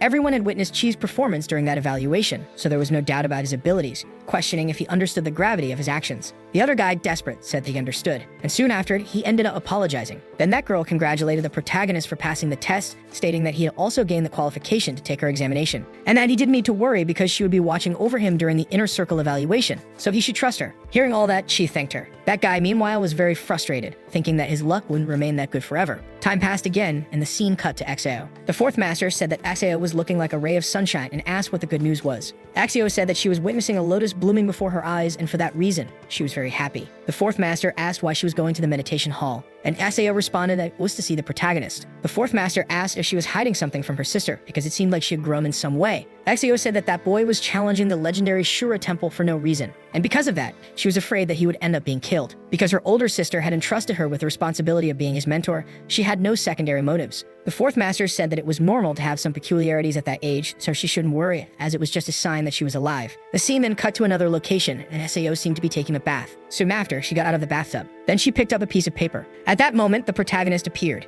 Axio said that she wasn't preparing anything, so he shouldn't jump to conclusions. Chai, please, asked if she was writing another martial arts manual, and that was why he wanted to see it. Axio, irritated, ordered the protagonist to return it, and Chai, surprised, realized that it was some kind of manga. Axio, angry, demanded that he give it back immediately. Chai said that she was acting strangely that day and that the martial arts manual she had given before was more electrifying than that work. And because of that, the girl was far above that. Axio said that she felt her art was not up to par, and for that reason, her performances were lacking, and so she wanted to stand out. Moreover, she wanted to congratulate the protagonist because he had gained the qualification to take the inner evaluation. Choi said that the news from Kangman's sacred realm spread like wildfire, so he had hoped to tell her personally. Axio said that was not a cause for concern because she had only made a small bet. Looking at the boy, Axio asked what he was doing. Taking off his shirt, the protagonist asked if she wanted to bet, because he could remove his clothes at that speed. Then the boy jumped into that bathtub. Axio said that first they should pay respect to their ancestors. Meanwhile, the boy was diving into that place, wondering what was wrong with that lake. Shu said that she might be willing to take the risk and lose, but he had gone after that girl because of her. However, she was still his master, and a romance between master and disciple was very unlikely. And because of that, she needed to ask the great master about it. Moreover, she wanted to know what the second and third masters thought about it. Leaving the lake, the protagonist said that that place was truly a mortal treasure. And in just a second, he ended up feeling very refreshed. Soon after, she began observing the protagonist, thinking that her heart was beating way too fast. Besides that, she didn't know what was happening to her. Shortly after, the third master appeared in that place. She asked Chai if he had just passed the Shura Temple test and wasn't even taking a break. Noticing her sister, she asked if she needed something. However, the second master said that actually they were looking for her, because the next day the acceptance ceremony for new apprentices would begin. She asked if he needed to prepare anything. The second master said that he didn't need to do that, but there were some things he should be aware of. And because of that, that was the day of the Great Encyclopedia, and all 6 sect masters would be present. Moreover, those 6 sect masters were not easy to deal with. The Kangming Sanctuary consisted of 6 gates: the Outer Temple Gate, and the Continental Gate. Under the command of Empress Yisa, the superficial calm was maintained. Never before had the 4 immortals accepted disciples, and that person passed the Shura test before officially entering the school, stating that the next day would be quite lively. Thus, the day of the apprentice ceremony finally arrived. Several people from the sect were in that place, and that other guy from before seemed frustrated with something, saying that it wasn't as if they were taking them in as their apprentices. The other guy said that that kind of excitement didn't happen every day, and besides that, his brother had told him to keep an eye on the protagonist before leaving. Moreover, his benefits would not be lacking when that person returned, and because of that, Che wouldn't be proud for too long. And because of that, when they saw that great and glorious temple, it would truly be a grand scene. Another guy said that they shouldn't wait any longer, because that day they would probably have to deal with some unpleasant things, since that guy had caught the attention of the inner sect, and he didn't care what the other 5 sect leaders thought. However, one of the sect leaders was not someone who'd be easily deceived. Then a person appeared in the place, apparently a sect leader. The green wooden gate was protected by the imposing presence of Shang. The golden gate was guarded by the skilled craftsman Han, and the sturdy earth gate was washed over by the powerful Hanji. The mighty water gate was also there, whose guardian was HKB. Announcing with grace, the balance of the wind gate was in the hands of Lady Peeling, and the greatest of them all was not absent, whose name was Yuman. All of them seemed to be gathered in that place. Soon after, another guy ended up sitting down. The other girl asked why the young man always had such a sad expression every time she met him, assuming that he was hungry, saying that the chef of her clan was very good and asking if he wanted her to lend him. The guy said that that was a very important day, and because of that, they should tone down the jokes. The girl asked if that wasn't just the four immortals facing disciples, and because of that, it wasn't anything special. Since after years of triumphs, they had finally managed to get an apprentice. The guy said that those newly recruited disciples were too ostentatious, and such people would inevitably cause problems for Kaming's sacred domain sooner or later. Soon after, a person announced that the four immortals had returned. Quickly, that other young man ended up kneeling, and the protagonist's four masters were in that place. Meanwhile, the second master thought that she hoped her disciple would behave a little better. Yuan then asked everyone to take a seat. Thus, that meeting seemed to begin. Yuan said that he had never been a fan of excessive talking, and so they would skip the formalities. And if it weren't for the fact that he needed all 6 sect leaders to witness the apprentice ceremony, he wouldn't have bothered everyone with that trip. Soon after, the protagonist seemed to walk toward that place. Then he began to introduce himself to everyone, greeting his 4 masters and the 6 gatekeepers. Yuan, meanwhile, recalled a conversation with the second master, saying that although the region of Kaming's sanctuary was their great master, the 6 gates enjoyed a high degree of autonomy, and for that disciple gathering, he hoped that he could stay low-key and avoid any trouble. The scene then cut to that girl from before, saying that she liked the boy's appearance but wanted to know if he would really be good for marriage. Because to be part of her family, one needed to enjoy all the things in life. The other guy said that real men needed an advisor to show their strength, and that young people today were too delicate, which was why they weren't manly enough. The other girl, hearing that, said that she preferred someone with nicer skin. Quickly, the other guy became irritated, saying that this was a mess,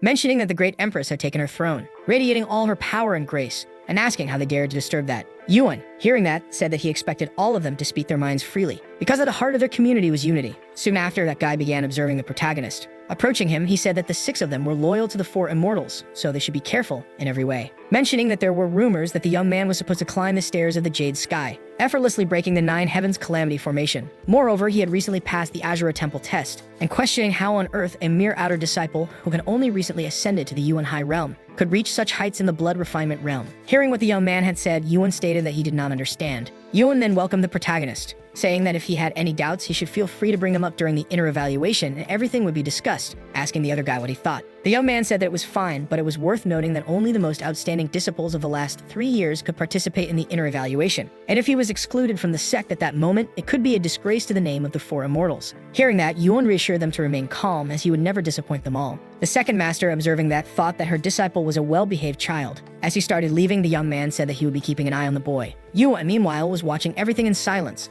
The second master soon after realized that the ceremony had ended, saying that they should play a few rounds of shagi, and in the meantime, enjoy a good night. Time passed, and the scene cut to that old man from before. The other girl asked why the young man was walking so fast. The old man asked what the problem was. The woman said that she knew the young man loved playing games, and because of that, he was keeping an eye on the protagonist, so she wanted to bet a precious treasure with him. The young man asked if she wanted his stabilizer account. The girl said that since he already knew, it probably wouldn't be a big problem for him. The old man asked if she really thought that child had what it took to pass the evaluation. The girl responded that it was likely, but even so, she was just joking. The scene changed and a group of horses seemed to be pulling a carriage. Chi, meanwhile, opened a curtain, saying that that place looked like the territory of Shu. Looking to the side, the boy ended up seeing his second master watching him and asking where that land of Shu was. Xue, embarrassed, said that that was the kind of thing they were dealing with, because when summer arrived, it became very humid and hot like a sauna. Yuan said that the people of Shai Shuan had a passionate love for spicy food. The protagonist, surprised, asked how his master knew that. Yuan asked if it wasn't common knowledge that basins had a lot of humidity. Hearing that, Chai remained silent, thinking that he clearly remembered his master, saying those 3 words, assuming that that person could be his master. Shu asked why the protagonist was acting that way,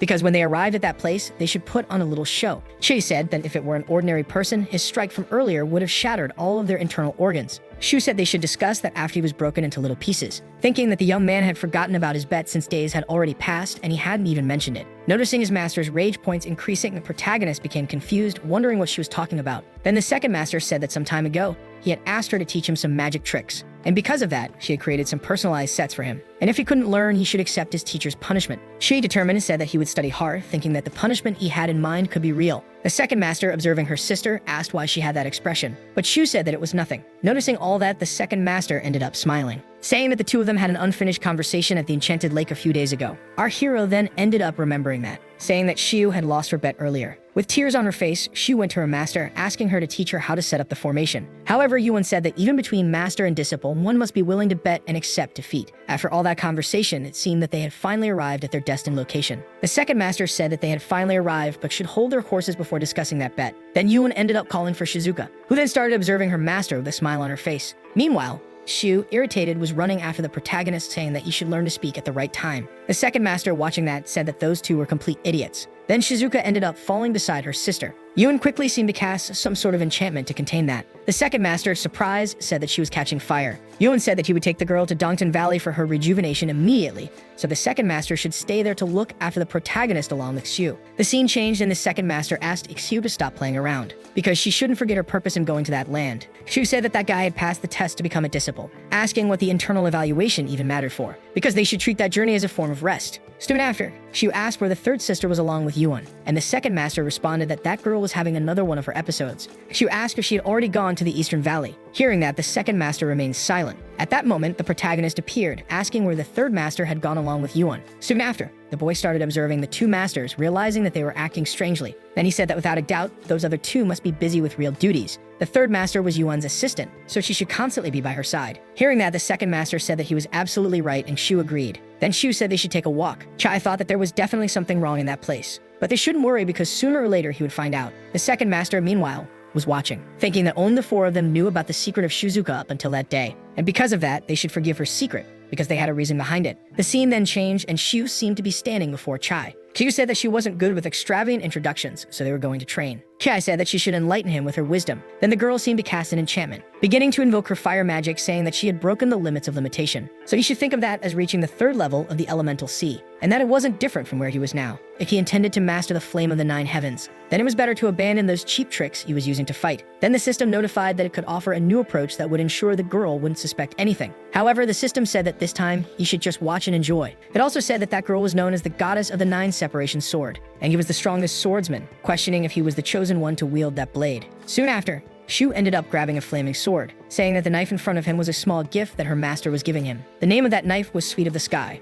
and for that reason, he should hold onto it tightly and never let it go, no matter what happened. Then she ended up taking that knife, realizing that it was very heavy. The second master, meanwhile, thought that she couldn't believe he had managed to hold that knife since it was clearly meant to be a treasure. Xiu, determined, asked if the boy was ready, and holding the knife, he responded that he was. Soon after, Xiu began advancing against the protagonist, delivering an attack against him, which he barely managed to dodge, thinking that his master was really fighting seriously. Receiving another attack, the boy managed to defend himself with his knife. However, he ended up being thrown far away, and when he got back on his feet, Xiu unleashed more attacks. But this time, she tried to counterattack. Even so, it had no effect, and the boy ended up suffering from that attack. Desperate, he started running, calling for help. However, Xiu appeared again, saying that where there are blades, there are people, and for that reason, the blades were there. Then the girl delivered another attack at Chai, who then managed to defend himself with his knife. Exio said that a swordsman's blade was not limited by their own boundaries, but by the limits of their heart. Soon after, Chi maneuvered his body, managing to counterattack. However, Exio dodged, thinking that that guy must have stolen her techniques, and for that reason, she had no doubt about it.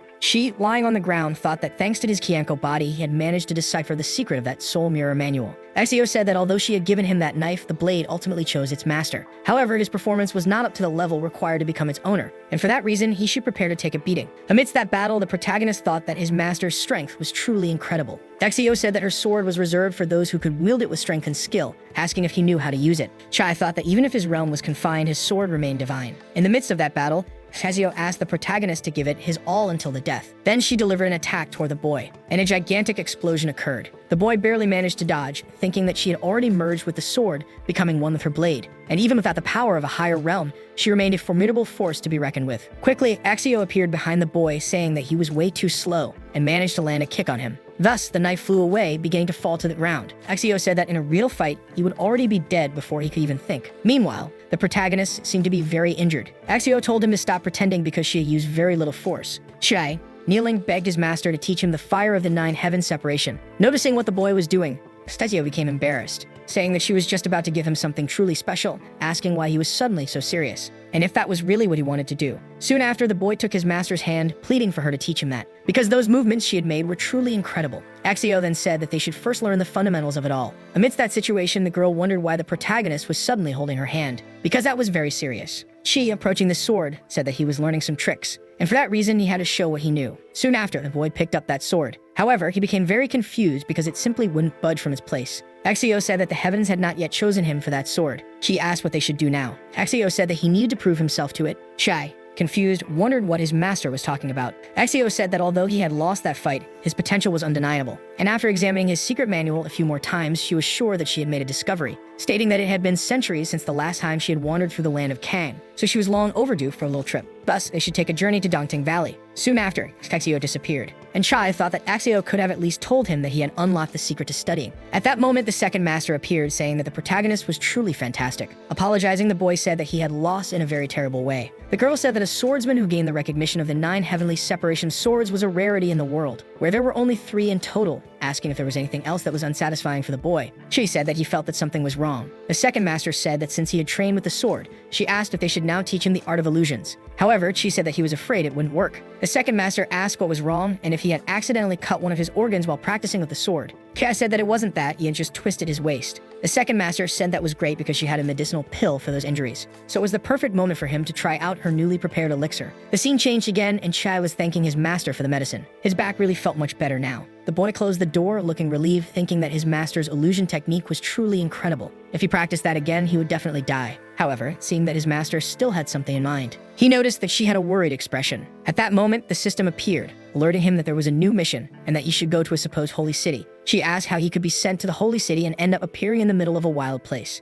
The system informed him that by concealing and silencing the traces of his identity, he could remain a mystery to strangers, passing as a foreign merchant. She asked if the system even knew what their intentions were. The system responded that the human heart was an enigma and even systems had difficulty deciphering it. The boy, in turn, questioned where the mission was taking place. The system began synchronizing the mission details with its host. As recorded in ancient tomes, that world prided itself on 3 magnificent and powerful continents. Beyond the Kangming continent, there was the Holy City and the Land of the Free. The Holy City was under the rule of the Empress and had been isolated from the other continents for centuries. Legend had it that the Empress was once accessible and realistic. The place was known as the Land of the Saint. But one day, the Queen's behavior suddenly changed. She closed the great palace doors, and her warm and welcoming nature was replaced by an icy coldness. The scene cut, and Chi finally arrived at that village. The system informed him that it had not found any relevant information. Observing the situation, Chi said that this was definitely not good. Disguised, he infiltrated the midst of Kang, still afraid to reveal himself as a messenger. Because of that, there had to be some hidden secrets. The scene then cut to another location. A man was beside 2 beautiful women. Another girl seemed to be arguing, saying that the young man had agreed to drink by her side. Hearing that, the man began to laugh, asking her not to be jealous. He said that he would drink everything down to the last drop. The girl said that he was lying. At that moment, someone knocked on the door.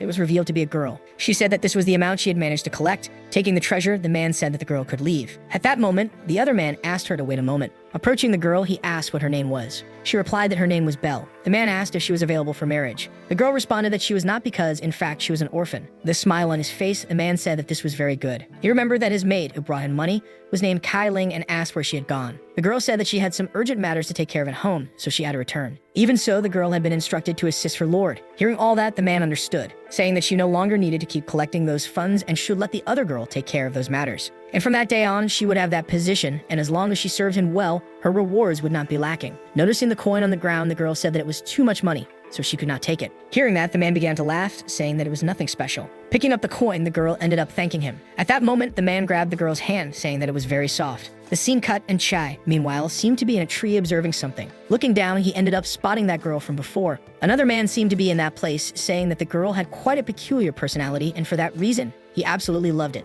Observing those men, she asked the system to analyze their levels. The system informed him that the 2 masters behind that young man had reached the state of Tong Chu. She asked if he found joy in living in a fantasy world, even if it meant being a servant to others. The system said that when faced with immense profits, humanity was often driven by greed. Observing the system, Chi noted that it had changed lately. The system informed him that it was because he had been named, and for that reason, it thought he might appreciate a communication style as if friends were meeting. In response, Chi was pleased, asking it to just continue that way. Soon after, the boy jumped down from the tree, saying that when one had a master from the virtual realm by their side, being destroyed shouldn't be that easy. The scene then cut to a lake, and that girl from before seemed to be there, thinking about everything that had happened. She, in turn, appeared at the scene, beginning to observe the girl, saying that her fingers were rubbing so hard that she was about to peel them off. And for that reason, he wanted to know what had happened in that place, assuming that even illicit things might have occurred. Changing the subject, the boy asked if all the system tasks he had received had been designed by the system itself. And because of that, he should know why those missions seemed to fit him so perfectly. Hearing all that, the system remained silent. The boy then questioned why the system was quiet. Then the system said that at the moment of choosing a host, their desires burned the brightest, igniting a flame that fueled their every move. In this way, the system had chosen Chai. The protagonist said that he was sure that this system was not the only one that existed, and the system informed him that it was on a mission and for that reason had nothing more to say. Disappointed, Chai thought that he had long known that if he asked that directly, he wouldn't get any answers. However, his master had already mentioned something similar. The boy had some limitations imposed by the system that it could not reveal, and for that reason, Yoon must have had some similar restrictions. However, she had pointed it out several times, apparently trying to say something related to that system, but he was not sure where she was from, what era she came from, or even how he could confirm those things. Soon after, the system asked what the protagonist's goal was when that girl left that place. She asked the system to just watch. The system had assigned the task of protecting that girl, but it had not informed him who might attack her, and for that reason, he could only investigate those who seemed suspicious. The system asked if that meant that the young woman was not the most suspicious one. However, Chai responded that it was the opposite, as that girl was the first suspect. Because a poor girl who had been bullied was like a ticking time bomb ready to explode at any moment. At that moment, a voice called for the protagonist, asking where he was. Hearing that voice, he recognized it as the fourth master's. Observing the situation, the boy realized that the voice was coming directly from his chest, and Casio said that after casting that enchantment earlier, she was now able to communicate from a distance. At that moment, a fireball appeared in that place, heading toward the protagonist. Thus, it was revealed to be his master, asking why he was not resting and practicing his skills in the village mountain, and for that reason, she wanted to know what he was doing there. Chai said that whenever he arrived in a new place, he always sought to explore and familiarize himself with the environment. Moreover, he wanted to know why she was in that place and if she needed his help with anything. Axio said that her older sister had entrusted her with the mission of protecting the wealthy merchant named Mu.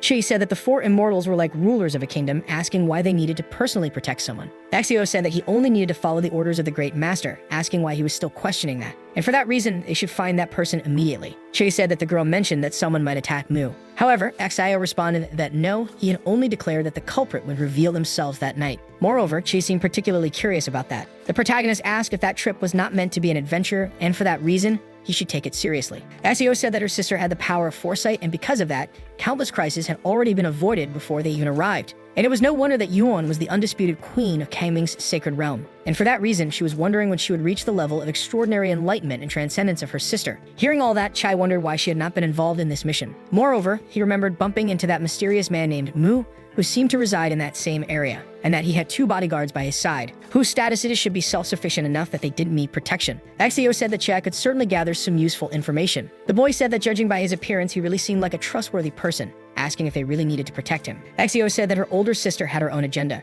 The scene then changed, and a person seemed to be watching a lake, saying that it seemed like something heavy was in their hands. But they shouldn't worry because it was just a bit complicated, and it would be discovered eventually. The scene changed again. Shu said that they shouldn't just sit around waiting for something to happen, and for that reason, they would seize the opportunity when it arose and strike like lightning. She, in turn, said that with the girl around, he was nothing but trash. Shu, irritated, said that it seemed like he was eager to share his concerns, and for that reason, she would leave that task to the boy. However, Chi said that he didn't know about that since the order had come from his master. Meanwhile, someone seemed to be watching them, and in fact, it was that person from the lake earlier, saying that the young man must be the one they had been following, but either he lacked skill or there was nothing to fear. Observing the other girl, they realized that it was Shu of the 4 immortals of Kangming Temple, wondering why she was in that place and what her relationship with that young man was. At that moment, Shu noticed someone and quickly advanced toward that man. She, confused, asked what happened. The other man, surprised, said that it was very difficult to find him with that concealment cloak, saying that those were the legendary 4 immortals of Kangming, asking if they were waiting at the Bo family's gate just for him. Observing the young man, she was surprised, saying that the man emanated a different aura, assuming it was divine refinement. Xing'e, meanwhile, was watching everything in complete confusion, thinking that Xiu had been sent to protect that person. However, the other man was a god realm robber, and for that reason, he wanted to know what that man was involved in to attract so much attention. And for that reason, there must have been some information they were hiding about that mission. The system warned that it was something functional, so the information it provided was all that was available. Soon after, Xiu said that few people with blades could reach the level of divine refinement. Drawing her sword, she asked if they should fight. With a smile on his face, the man said that he was honored to have the opportunity to cross swords with the legendary blade god. However, he wasn't in the mood for that at the moment. The scene then changed to a person running. The other man, desperate, asked what that noise outside was. The other man told him to leave everything to him, and for that reason, he should stay inside because it was too dangerous. The man said that with those 2 by his side, nothing could scare him. The scene changed again, and that other man seemed to be observing everything. At that moment, he suddenly leaped forward. Xiu said that the intentions of that man were very strange, and for that reason, his righteousness was refreshing and admirable. Soon after, that man advanced against the other young man from before, throwing his blade toward him. However, another man managed to block the attack. Mu said that he was afraid of dying, and for that reason, he couldn't even stand up. The other blade-wielding man thought that the young man had a superior level of strength, but still with him and his brother together, they could hold them off temporarily. Soon after, the man said that those two were only in it for the money, and for that reason, he wouldn't raise a hand against them. Irritated, the two brothers asked not to be underestimated. Kid soon appeared at the scene, saying that they should settle this one at a time, and for that reason, they should remember when they agreed to improve their skills. The man said that it seemed he wouldn't be satisfied until he took down Shu. Then he began casting an enchantment. Observing that, Shu said that it was a strange time, wondering what the man was about to do. Various symbols then began to appear around the man's body, and a gigantic mist started to envelop the entire place. Mu, desperate, begged to be protected, saying that he would make it worthwhile and provide enough gold to make everyone's vault look like a centerpiece of attention. The scene then shifted to Chi, who was very desperate, searching for his master, saying that the mist was getting denser and denser. The girl then appeared behind the protagonist, stating that he should simply cut through that thick mist. Swinging her sword, the girl did just that. However, when she looked down, she realized that the man had disappeared, thinking that she had misjudged that person, as he was actually very powerful, wondering where he could be now. At that moment, a light appeared before the protagonist, and in a matter of seconds, that man was already behind Mu. However, Shu apparently already knew all of that, as she quickly appeared in that place to protect that man, saying that the young man really had a lot of tricks up his sleeve. But soon after, that man appeared behind Xiu again, where he had apparently been struck by that attack. Che, meanwhile, was watching everything from below, becoming very surprised by what he was witnessing. Kajev, meanwhile, was surrounded by a red aura enveloping her entire body. That man, meanwhile, was observing everything, thinking that the attack had been avoided, and that the chances of a quick victory were decreasing. Haseo immediately asked the young man not to move, because if he did, he would end up being killed. Meanwhile, another group comments that it was very hot in that place. The protagonist, watching the fight from afar, thinks that it was impressive, because at the moment of contact with that knife, he infused his own spiritual energy into the enemy's acupuncture points. Furthermore, the goal of Shura's clown trial was in that location, and the spiritual power that the fourth master had released in just an instant was incredible. Because of that, he feared he had already been crushed to pieces. So that was what a high-level battle meant, and for that reason, he needed to grow quickly to become even stronger. Moreover, if he didn't have that system by his side, he would be as insignificant as an ant. The other guy says that all of this was very funny, asking if he was really going to die because it felt like his body was reacting quickly, but his brain was lagging behind. Noticing something, Xayo quickly asks the other guy to move away, and at that same moment, another young man appears behind Mu. Just as he is about to land a blow on him, another henchman manages to defend. Chai, surprised, asks if that was a clone, and if it had just been a technique to disrupt his vision that had just been cast. At the same moment, the guy who was in front of Xio disappears. Meanwhile, she was fighting against that other one from before. Soon after, he starts advancing toward Mu again, who then begins to beg for his life. Right after, the other brother appears, managing to block that attack, saying that his realm had been temporarily blocked because of that woman from before. Meanwhile, Mu was lying on the ground, saying that he was in a lot of pain, and for that reason, they should take that guy down immediately, asking how he dared to interfere in their plans, and for that, he would ensure that he had no place to rest in this world until he died. Meanwhile, Che was watching from afar, wondering what his master was doing. Isaiah wonders how the guy had done that because only now had he definitely made contact with the real body, but in a matter of seconds, he ends up turning into a clone. Chi, still watching his master, wonders if she wasn't going to do anything. Approaching the girl, he asks if she noticed anything peculiar. XAO says that guy was like a magician, and for that reason, they couldn't hit him no matter how much they tried. So they should sit and watch his performance because even if they blocked him, it wouldn't be able to cause a great effect. Handing over a candy, Chi asks the girl to eat one. Mu, watching the two, wonders what exactly they were doing because they seem to have some kind of fight with that guy. But even so, they were still sitting there. Soon after, the young man starts approaching the other two, saying that if they helped him, he would pay them with 8 in money. Hearing that, Axaya remains silent, and then asks if that place wasn't supposed to be safe. But even so, he shouldn't worry because if anything happened, she would interfere. Chi, on the other hand, asks what was up with that attitude, and Sao questions if he didn't think that was a little too specific, because that guy seemed like a doppelganger but moved with some basic pauses. Observing the situation, our hero becomes pensive, saying that in fact there was an imperceptible time difference because if it were a clone, he wouldn't hesitate like that. Although those two individuals might have a lower status than his, when they joined forces in battle, they became unparalleled and unstoppable. And because of that, they could no longer underestimate them. Right after, that guy makes a seal, from which more clones emerge. Shade and Axio, meanwhile, watch all of that, stating that it was impressive how that guy was able to create so many clones, and then divide them in such a massive way. And if they were really clones, there were many of them. And if they were storing spiritual power, they would deplete their strength in less than half the time. Meanwhile, that guy was very desperate, wondering why the other wanted to kill him since he didn't remember ever fighting with him. Right after, the guy asked the other man who had sent him because if he knew, he would pay 10 times more than they had offered him. But at that very moment, the man thinks that money wasn't everything, because he clearly hadn't given it his all yet, and because of that, this would be a tough battle. The young man thought that the two of them could surpass him, but now it seemed that he was still definitely waiting for some kind of strength. The other bald guy says that they only wanted to make money, and for that reason, they didn't need to go that far. At that very moment, another guy appears saying they should defeat him immediately, because he had a lot of money and would pay whatever was necessary to get rid of that person. However, the man says there was no need to risk his life and limbs because of all that. And soon after, the two brothers approach that guy, begging him to finish off Moody once and for all, because if he did, he would solve many of their problems. The guy observing all this remains silent, telling him to leave that place immediately. Mu, surprised, asks how they dared to betray him like that, saying they should come back immediately to save him. Right after, Shu ends up standing up, asking what that candy was called because she would need another one after she finished with that. Picking up the book, the protagonist says that it was a candy called a lollipop, and besides that, it was very good. Approaching the other guy, Shu says she could handle it. Besides, he was very stupid, and for that reason, he should leave that place because she couldn't stand looking at him anymore. Approaching the other guy, Chio says it was a shame that the young man wanted to kill that guy while she wanted to protect him, because if it were another situation, she would love to talk to him. Amidst that situation, Mu wonders why that girl wanted to protect him. Besides that, the Holy City had not received any updates until now, but that did not mean his mission was a failure. The guy says that even if she were the legendary god of the blade and sword, there was no guarantee she would come out of that battle unscathed. Hearing that, the guy assumes she was one of Kangming's 4 immortals, and for that reason, he could feel more at ease now since he had one of the most powerful people by his side. And because of that, he had a good plan from the beginning. Shio says she was quite intrigued by the abilities he was displaying because it was as if his reflection was shining on the surface of the water. The first line brought to mind a story her older sister used to tell her,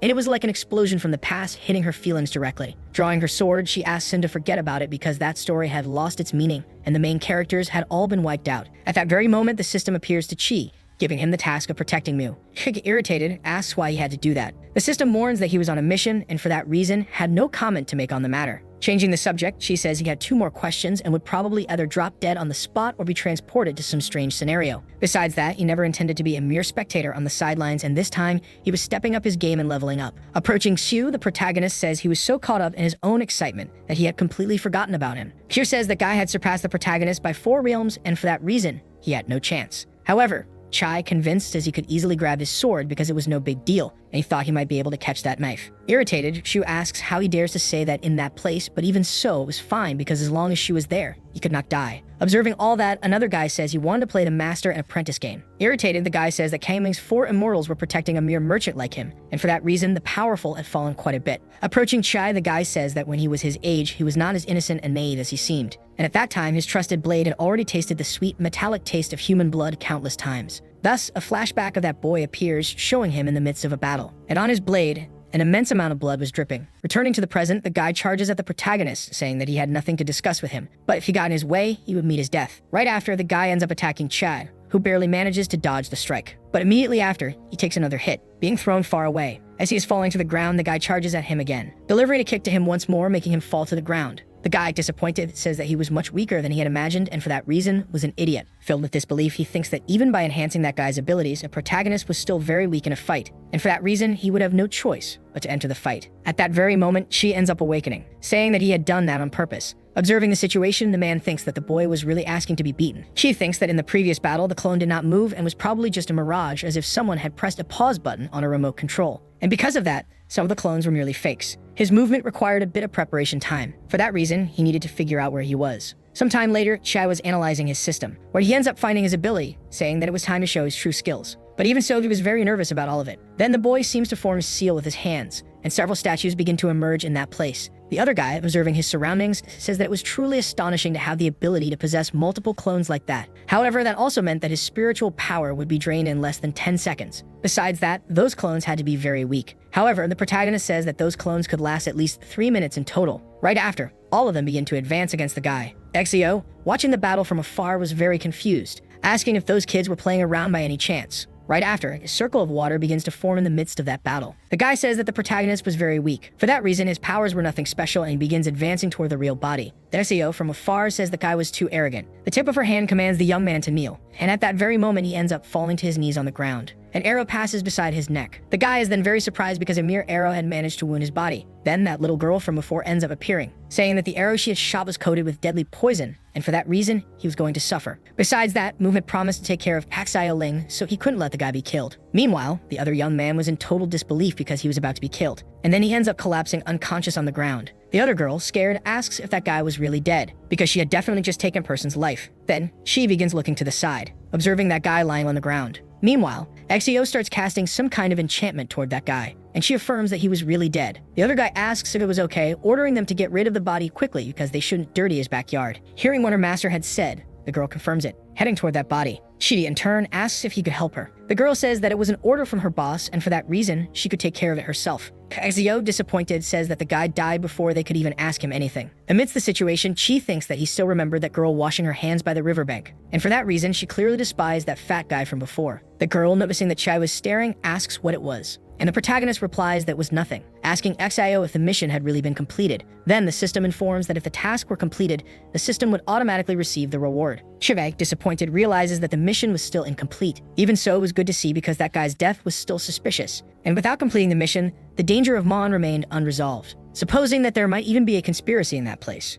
Right after, Exio says that they should report everything to her older sister and leave quickly. However, the protagonist asks her to wait, saying that they had done a huge favor for that guy, and for that reason, they couldn't leave empty-handed, asking if she had never heard about the pot of gold, which was a great fortune. However, Exio replies that that money was nothing special. Chai says that with that amount, they could renovate the Kangming Temple and even upgrade the training hall where they practice their skills daily. Hearing that, the girl says it made sense. Approaching the other guy, the protagonist asks if he happened to have some kind of reward for them. In response, the guy just laughs, saying that they had only saved his little servant and for that reason had done nothing. Irritated, Exio grabs the guy by the collar of his shirt, asking what he had just said. The guy says that everything he had said was true, and for that reason, she should let him go. If none of them had any more business, they should disappear from that place immediately. Amidst that situation, the guy thinks that he would just pretend not to know who the god of swords was, one of the four immortals. He hadn't mentioned his identity, so it was better to act clueless and move on. He asked if he felt safe now. Confused, Mo asks what that meant. Chai says that after he kicked the bucket, he would pack up all of his treasures of gold and silver scattered throughout the mansion and take everything for himself. The scene then shifts to the girl beginning to examine the body. She asks how long he planned to sleep. Starting the enchantment, she says that he shouldn't be dead. At that very moment, the guy opens his eyes. The girl asks how the young man was feeling. He replies that it was just a small performance for him, and that he never expected to encounter someone like that. Soon the girl hands him an antidote pill and says that he showed a lot of faith in his archery skills, but at least everything had worked out. Otherwise, they could have been killed that day. Right after, the guy begins to feel pain in his face. The girl asks if he still hadn't overcome his fear of pain. The guy asks if she really intended to kill him with a poison arrow because he felt all its power. The girl replies that she didn't want to do that, but when she had the opportunity, she couldn't let it pass. Even so, the arrow didn't kill him, which made her think that she wasn't strong enough for that. Starting to get up, the guy asks the girl to help him. Irritated, he says that he was hit by a poison arrow and that his progress had been interrupted by a blockage. The girl replies that she took the antidote before the battle started and that although they had lost time, they could still win the next one. The guy says that they need to plan this in the long term. Besides that young man named Chai had a very low cultivation level, but something terrifying about him revealed itself with every gesture and expression. The girl says that even Lady Mingyan, who despised Mon, wanted to know why he was bothering to help that person. The guy says that he didn't have time to investigate the reason and that his only goal was to eliminate that guy. Time passes, and as the girl walks, the protagonist calls out to her, apologizing if he scared her. The girl asks if the boy needed something. She asks if the body of that young man had been taken care of, and she replies that she had already burned it. She asks if it wasn't supposed to be just left on the iron, and the girl says she was afraid he might suddenly wake up, so she preferred to incinerate him. The protagonist says that she was erasing all the evidence, making it difficult to prove anything. The girl, confused, asks what he was saying. Chai replies that it was better to burn him to ashes because someone that formidable could rise again and cause trouble. Meanwhile, the guy from before was observing the conversation. Asking if everything was settled, the girl replies that it was. The guy then says that the girl deserved a great reward. Chui, deep in thought, states that burning the body was very suspicious. He says that the night is young and the dew is heavy, and that you should find a place to capture them. But in any case, sooner or later, he would resolve that. The scene shifts and Che is serving fish to Xiu. The girl asks what she could do for him. She asks why she wouldn't use her abilities to light the flames, and the girl replies that her flames were powerful enough to destroy everything in their path, so they wouldn't work just to light his firewood. She asks how she wanted him to use them. The girl says she wouldn't get into a war of words with him, but would give him a demonstration of how to light that flame correctly. At that very moment, Xiu begins the enchantment and a gigantic circle of fire appears. The girl asks if he learned. Kai replies that he didn't learn anything and that even his food was burned. Irritated, Xiu says that he was a foolish person, incapable of understanding such a simple concept. She asks why he should learn that since he had his fourth master by his side. Embarrassed, the girl asks if he was so attached to her, stating that she could be his master but not his puppet. She asks what she wasn't, and the girl replies that she wasn't his wife. Chi, hearing all that, becomes very confused. Changing the subject, the boy says that he feels like that young man is still alive. Xiu says that she personally inspected that body and that he was definitely dead. However, Che says that it could be some kind of trick. Azio says that playing dead, on the other hand, was a completely different story, asking if he had any proof. Our hero says that that guy had reached the realm of divine refinement but was hit by a poison arrow so easily. And for that to happen, the archer must have been above the forge of the gods. Dexio, in disbelief, says that it was impossible because that girl would never hide her cultivation level, asking if he had any idea how difficult that was to do. She asks if there was any possibility that his fourth master had already blocked that guy's realm from the start. Dexio then says that she wished she could erase that memory. asking if he was saying that the other girl needed to cultivate beyond the stage of divine refinement. And that's why that guy could have been hit by that arrow intentionally. Even so, she wanted to know how that girl dared to play tricks on her, and for that reason, she should teach her a lesson. However, she ends up not letting her go. Embarrassed, she asks why he was suddenly holding her hand, and why he was standing still when that girl was in the filthy house at that moment and could be planning something. If they arrived too late, that guy could die, asking how they would explain that to her older sister. However, Chai replies that that girl wouldn't appear silently at that time. Aseo asks why. Chai says that the other guy was probably still trying to fake his death. Right after, the boy starts eating that fish. Irritated, Aseo asks him to finish his sentence before starting to eat. Chai says that Mu had 2 qualified protectors, but if that guy wanted to defeat them, he would only need a little more time. Even so, he wanted to know why that guy had used that child to falsely defeat him, and there was definitely more to it than they could see, something about Mu that they were looking for. Exio, understanding everything, thinks that the girl was probably trying to gain Mu's trust. Amidst that situation,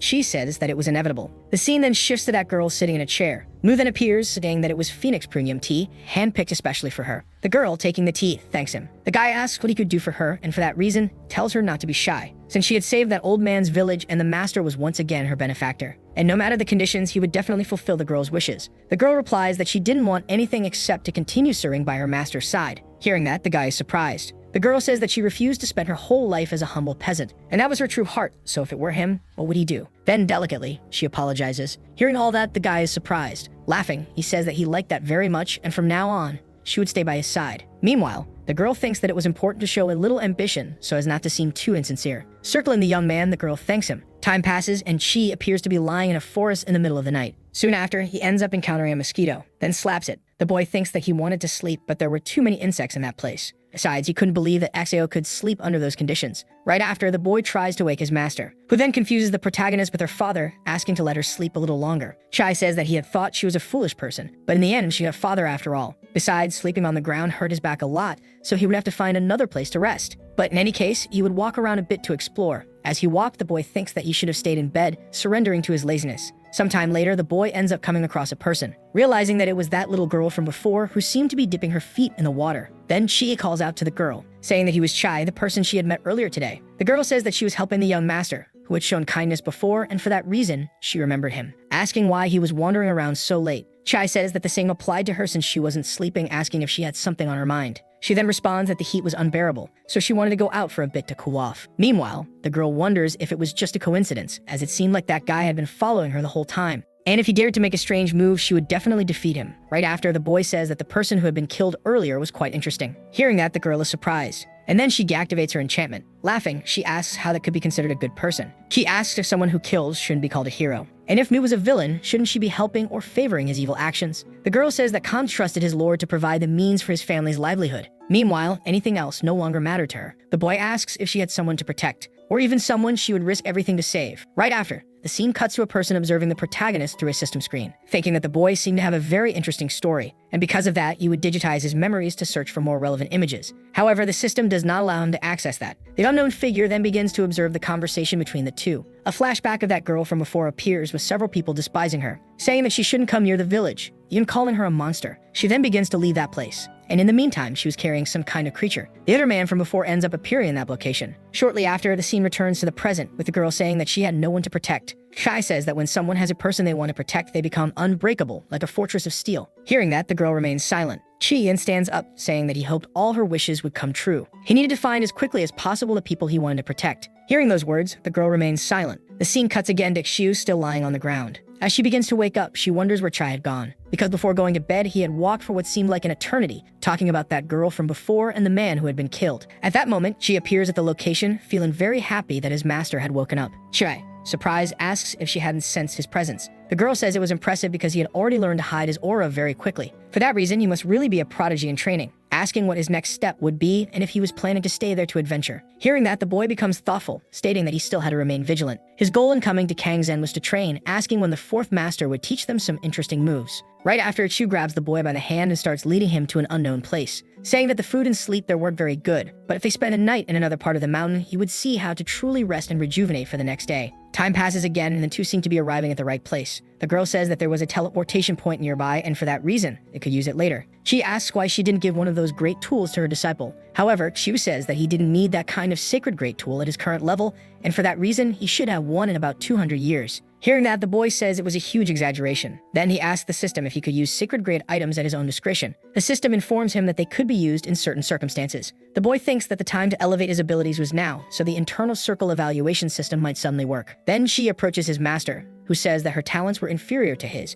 and for that reason, it would take at least 200 years for her to reach his current level of cultivation. Disconcerted, she wonders why that guy was always staying around her lately, as it didn't seem to be something related to friendship. Chai says that people say a good master teaches their disciples well, but she didn't seem to have any intention of teaching him properly. She warns that they were taking him to a place to cultivate his skills, something that even her sisters and she had already discussed before. Changing the subject, she asks how his third master was doing alongside Yuan, supposing that the third master might even be sick. However, Chiu says that everything was going well, and besides that, they were going to that place only so that she could sleep peacefully. His master then ends up closing the door, leaving the poor boy outside. Feeling very disappointed because now he would have to sleep outside, he was still thinking about the illness that the third master might possibly have. Right after, a tail appears behind the boy, and it is revealed that a fox was beneath him, assuming that it might even belong to his second master. Then the boy asks if she was not asleep yet, and besides that, wants to know why she was there at that hour. However, that fox simply seemed confused about something. At that very moment, the second master appears above, asking what Chai was doing and if something was wrong. Chai, surprised, says that the fox was not actually his second master transformed. The second master says that it was her spiritual companion, asking why Chai was in that place that night. Our hero says that the fourth master had been tasked by the Grandmaster to protect a man named Mu. That was a curious task, but the fourth master was already up to the challenge. The second master then assumes that the mission had already been completed. Chi then asks for her opinion on the use of medicinal supplements for cultivation and whether it was considered a dark practice. His master replies that it depended on the context, questioning what the problem was and if he was feeling that the path of cultivation was too arduous, thus seeking a shortcut. And if that were the case, she had some elixirs that could give a quick boost of several levels in a short time, and even some that could reignite his virility and vigor. The boy says that he didn't need that at the moment because his strength was always present. Hearing that, the second master says that she was very eager to witness it. Hearing what his master had said, the boy is surprised. After all that conversation, the second master says that the next day she would teach him sword techniques and then the basics of illusion magic. And those were things that only she knew as well. Leaving the place, the girl says that illusions are some seriously fun tricks. The scene changes again, and that guy from before seemed very nervous, saying that they could not fail. Once again, the scene shifts, with Exio saying that to master the sword, one must first pull down the celestial curtain, asking how he could have a sword and not practice with it. Observing the protagonist, she asks why he was just looking at her, as he should draw his sword and face the situation like a warrior. At that very moment, Chi begins to unsheath his sword. However, he is surprised by what he sees. Exio asks why he suddenly screamed because he scared her, and if he couldn't lower the celestial curtain, it meant that he had mastered the art of his sword. At that instant, an aura begins to emanate from that sword. Our hero, confused, asks what was happening, and that aura grows larger and larger. Then, it ends up sucking both of them in. They end up being transported inside the sword. Right after, they seem to be in an unknown place, where there apparently was a giant volcano. She asks if that was the test to choose a master, and if for that reason, Exio had probably been there before. However, the girl says that she had never been in a situation like that before. Amidst the situation, she thinks that it meant there was an entire system operating inside the celestial veil sword. And although it had a different design, that thing was definitely a type of system. She asks if it was the system that created that thing or if it was some kind of teacher. However, the system warns that it had no idea what that was and couldn't even connect to it. Looking at his master, Chai wonders if she could also see it or if he was just getting carried away with his thoughts. Above them, a screen indicates that the giant system seemed to be issuing some kind of mission. Shortly after, the protagonist starts looking at his sword, asking his master if she, by any chance, wanted to fight. Exio says that she had no idea there was such a fun place to be and that it seemed like a great place for spiritual training. She asks if she remained quiet at noon because she hadn't figured out the situation yet. Right after, Exio asks the boy to pick up his sword and fight her, as he shouldn't let her teach it without trying something first. Following his master's orders, our hero grabs the sword. But in a matter of seconds, his master was already in front of him, striking an attack towards the boy. But Chai barely manages to dodge. Then he ends up calling out his master's name, saying that he wouldn't mind if she shared her wisdom with him. She asks him to keep his eyes open for movements and techniques because she wouldn't bother teaching again. And mastering the art of the blade wasn't just about swinging a sword. She then launches another attack and Chai barely manages to dodge, thinking that it was incredibly fast. With no time to think, she advances again, saying that he shouldn't let his emotions and mindset control him. Chai once again manages to defend the attack. However, that force was incredible, and he thinks that even without channeling spiritual energy, that technique was very powerful. She leaps again, landing on the ground, saying that the boy wasn't bad at all and was probably improving little by little. Meanwhile, Chai thinks that thanks to the mystical power of the sacred body of Qiankun, he was able to understand everything the fourth master said and did with ease and without effort. Charging at the boy, Shu asks him to keep practicing and not waste even a single second. However, our hero seems to have his eyes closed, but shortly after he opens his eyes and successfully defends against Xiu's attack, saying that she had taught him with such dedication, so he couldn't dare lose focus. Their attacks collide, but Xiu quickly prepares another strike and launches it at the protagonist, who apparently had been hit. However, the boy manages to defend himself and quickly moves away, saying that he had meticulously recorded every word she had just spoken. Xiu states that this truly counts as learning as well. Then the girl calls out to the protagonist, saying that he should look to his left, asking what it reminded him of because she demanded an answer. In a matter of seconds, Xiu's blade seemed to be about to strike the boy, but a system assisting him ends up revealing the skill he could use to defend against that attack. Without wasting any time, our hero uses it. Xiu says that he had finally regained his awareness. Curious, she asks what move he had just performed and how he managed to block her sword with just his hands. Besides, he needed to be quick and cunning in the midst of battle. The boy thinks that if this became too logical and reasonable, he might lose his persuasiveness. And besides that, he needed to come up with an excuse to avoid revealing the system's existence. So the boy says that he had already figured out Xiu's move a long time ago, which is why he was able to defend against it. Xiu questions whether her sword strike wasn't impressive enough. And because of that, a mere brat from the elemental oceanic realm managed to break it, asking if he even knew what he was saying. At that very moment, the system informs him that Xiu's fury level was increasing rapidly. Chai says that he knew what he was talking about because it was the second time he had said it. She always criticized him, but in reality, he was the one who always let her have her way, stating that the girl was very weak. Hearing all that, Xiu begins casting an enchantment, saying that she would see how many times the protagonist could withstand that attack. Amidst the situation, the protagonist feels very disappointed, saying that the downside of doing that was that Xiu would be completely enraged. But even so, she might even forget what she had asked earlier. And as long as he mastered that skill, he could end up bypassing that situation. And with ease, he would be able to win. Then the protagonist manages to block the attack with just one finger. Determined, Xiu begins a sequence of sword strikes. But Chai easily defends against all of them, thinking that the fourth hour might feel long, but Xiu's mental defense was definitely crumbling. Shortly after, the girl appears to be very tired. Then she ends up dropping her sword. And with tears on her face, she says that it was bullying and that she wanted to go home because he was the worst student she had ever taught. And ironically, also the only one who had ever done that. She thinks that the girl always cried when things didn't go her way, and for that reason, they were like a pair of bitter rivals, always at each other's throats. At that very moment, that red system from before appears, saying that it was shameful. And even Chi's own system says the same thing. Both systems, in turn, appear and state that they had never seen someone so shameless and audacious in their entire existence. The scene shifts again, and another day had already arrived. Meanwhile, Chi was holding his sword, asking if he really had to be treated so despicably. The system informs that no matter the process, the heavens had finally acknowledged him, even if he was a shameless person. At that very moment, that other system appears, saying that it was unlikely that anyone would accept the challenge on his own. Hearing that, the boy becomes extremely disappointed. Right after, he arrives and says that it was impossible. Amidst the situation, Chi thinks that he might have gone too far. Then the second master appears. Xiu, realizing that it was her sister, begins to cry, saying that she could no longer teach that person because he was hopeless, and that none of her attacks were landing. Besides that, she was too weak and for that reason, needed to go into seclusion for training. She was on a mountain for serious soul research, so she wouldn't bother with the trivialities of the world. Because of that, she would entrust the holy land of Kangming to her three sisters,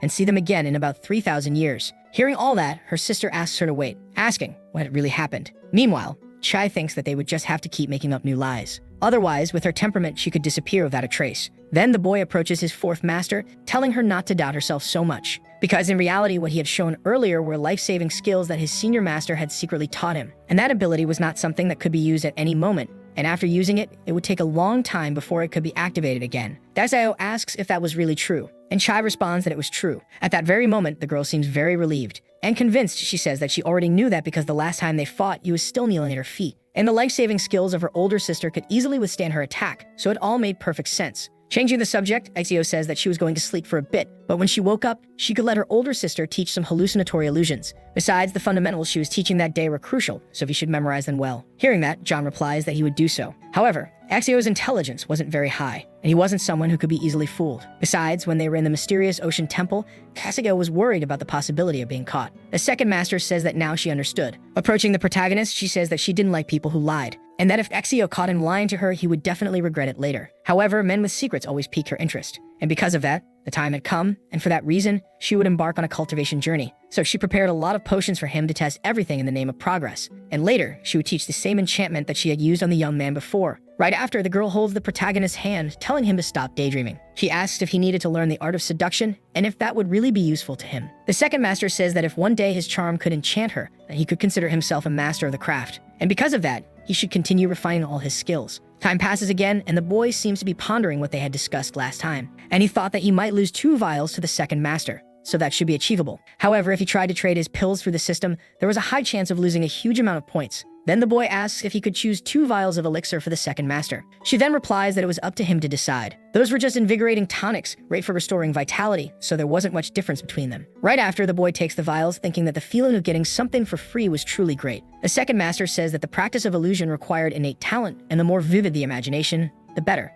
Creating a dreamlike experience was as easy as incorporating visual and auditory elements. Her nine-tailed fox clan was born with a natural talent for mastering that type of magic. Compared to humans, they understood the art of illusion more easily and quickly. Shortly after, his master opened a box and said that it was a gift the Fox Emperor had given her when she left her family. That item was a strand of the Fox Emperor's hair. Originally, it represented her dowry, which was later inherited by her husband on their wedding day. For that reason, she would give it as a gift to the protagonist. That way, he could form a contract with the nine-tailed fox clan and learn the art of illusion. Hearing the entire explanation, she said that the item was too valuable, and for that reason, he could not accept it. The second master replied that her marriage plans had failed, so that item no longer had any value. She insisted that he accept the gift. She had commented that such a person must have both appearance and skills to enchant anyone. His master said that it was a long story, but since he had become her disciple, it was only a matter of time before he discovered everything. And that was just one of many things he would learn in the future. Meanwhile, Chai thought that from the look in the second master's eyes, it seemed like she was hiding something. But since she wasn't willing to share, he didn't insist. Approaching the boy, the second master said that she had never touched a young man's hair before, so if it was uncomfortable,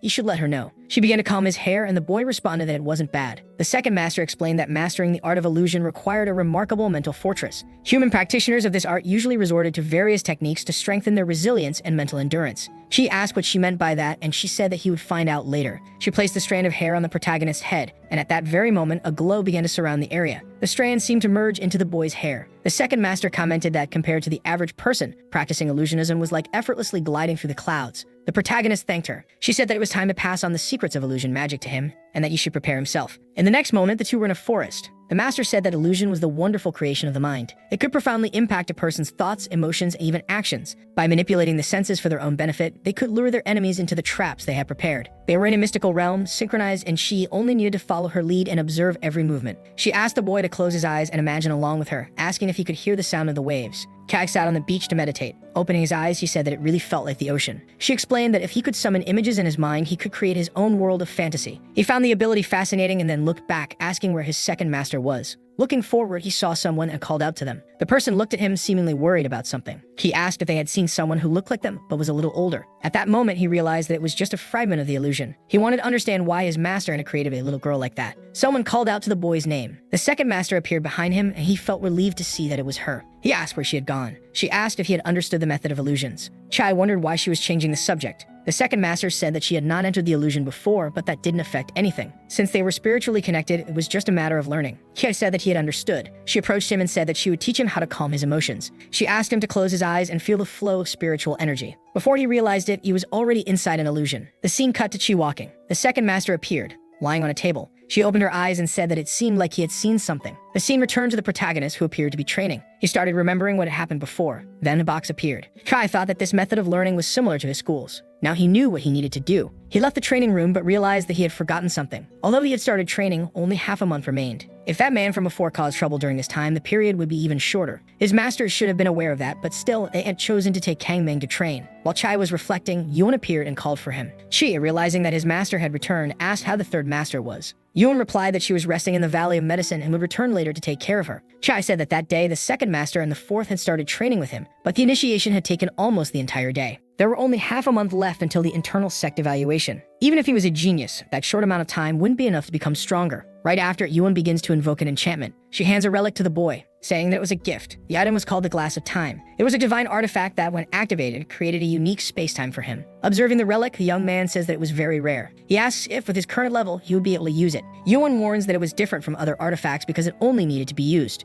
Shay thanks his master and states that it would definitely be something very important. Yuan asks if he was confident and if he had an infallible plan to succeed. Chai says that his heart was racing and burning like fire. Hearing all that, Yuan remains silent. As she starts to leave, she says that she would return in a few days to see how he was progressing in his training. Watching his master, the young man asks her to be careful. At that moment, he begins heading to the Valley of Medicine. She comments that he knew a few things about atomic bombs. It hadn't been just a coincidence before. With that treasure, 1 hour could be as significant as 5,000 hours of training. Without wasting time, he uses the relic. A strange portal appears in front of him, and like an idiot, he enters the portal. 2 days pass, and in a random location, an explosion occurs. A crater forms. That wasn't surprising because in reality, it was the protagonist who now even had a beard. Chi, excited, says that it was incredible and asks the system to inform him of the time. The system warns that in the realm of Kili, more than 27 years had passed and 3 days would be equivalent to 2 days in the real world. The hero comments that with all that, he was able to reach the 7th stage of the manifestation realm. He remembers that his master said she would see him 2 days later, so it was already time to leave that place. Although only 2 days had passed in reality, he had lived for more than 27 years.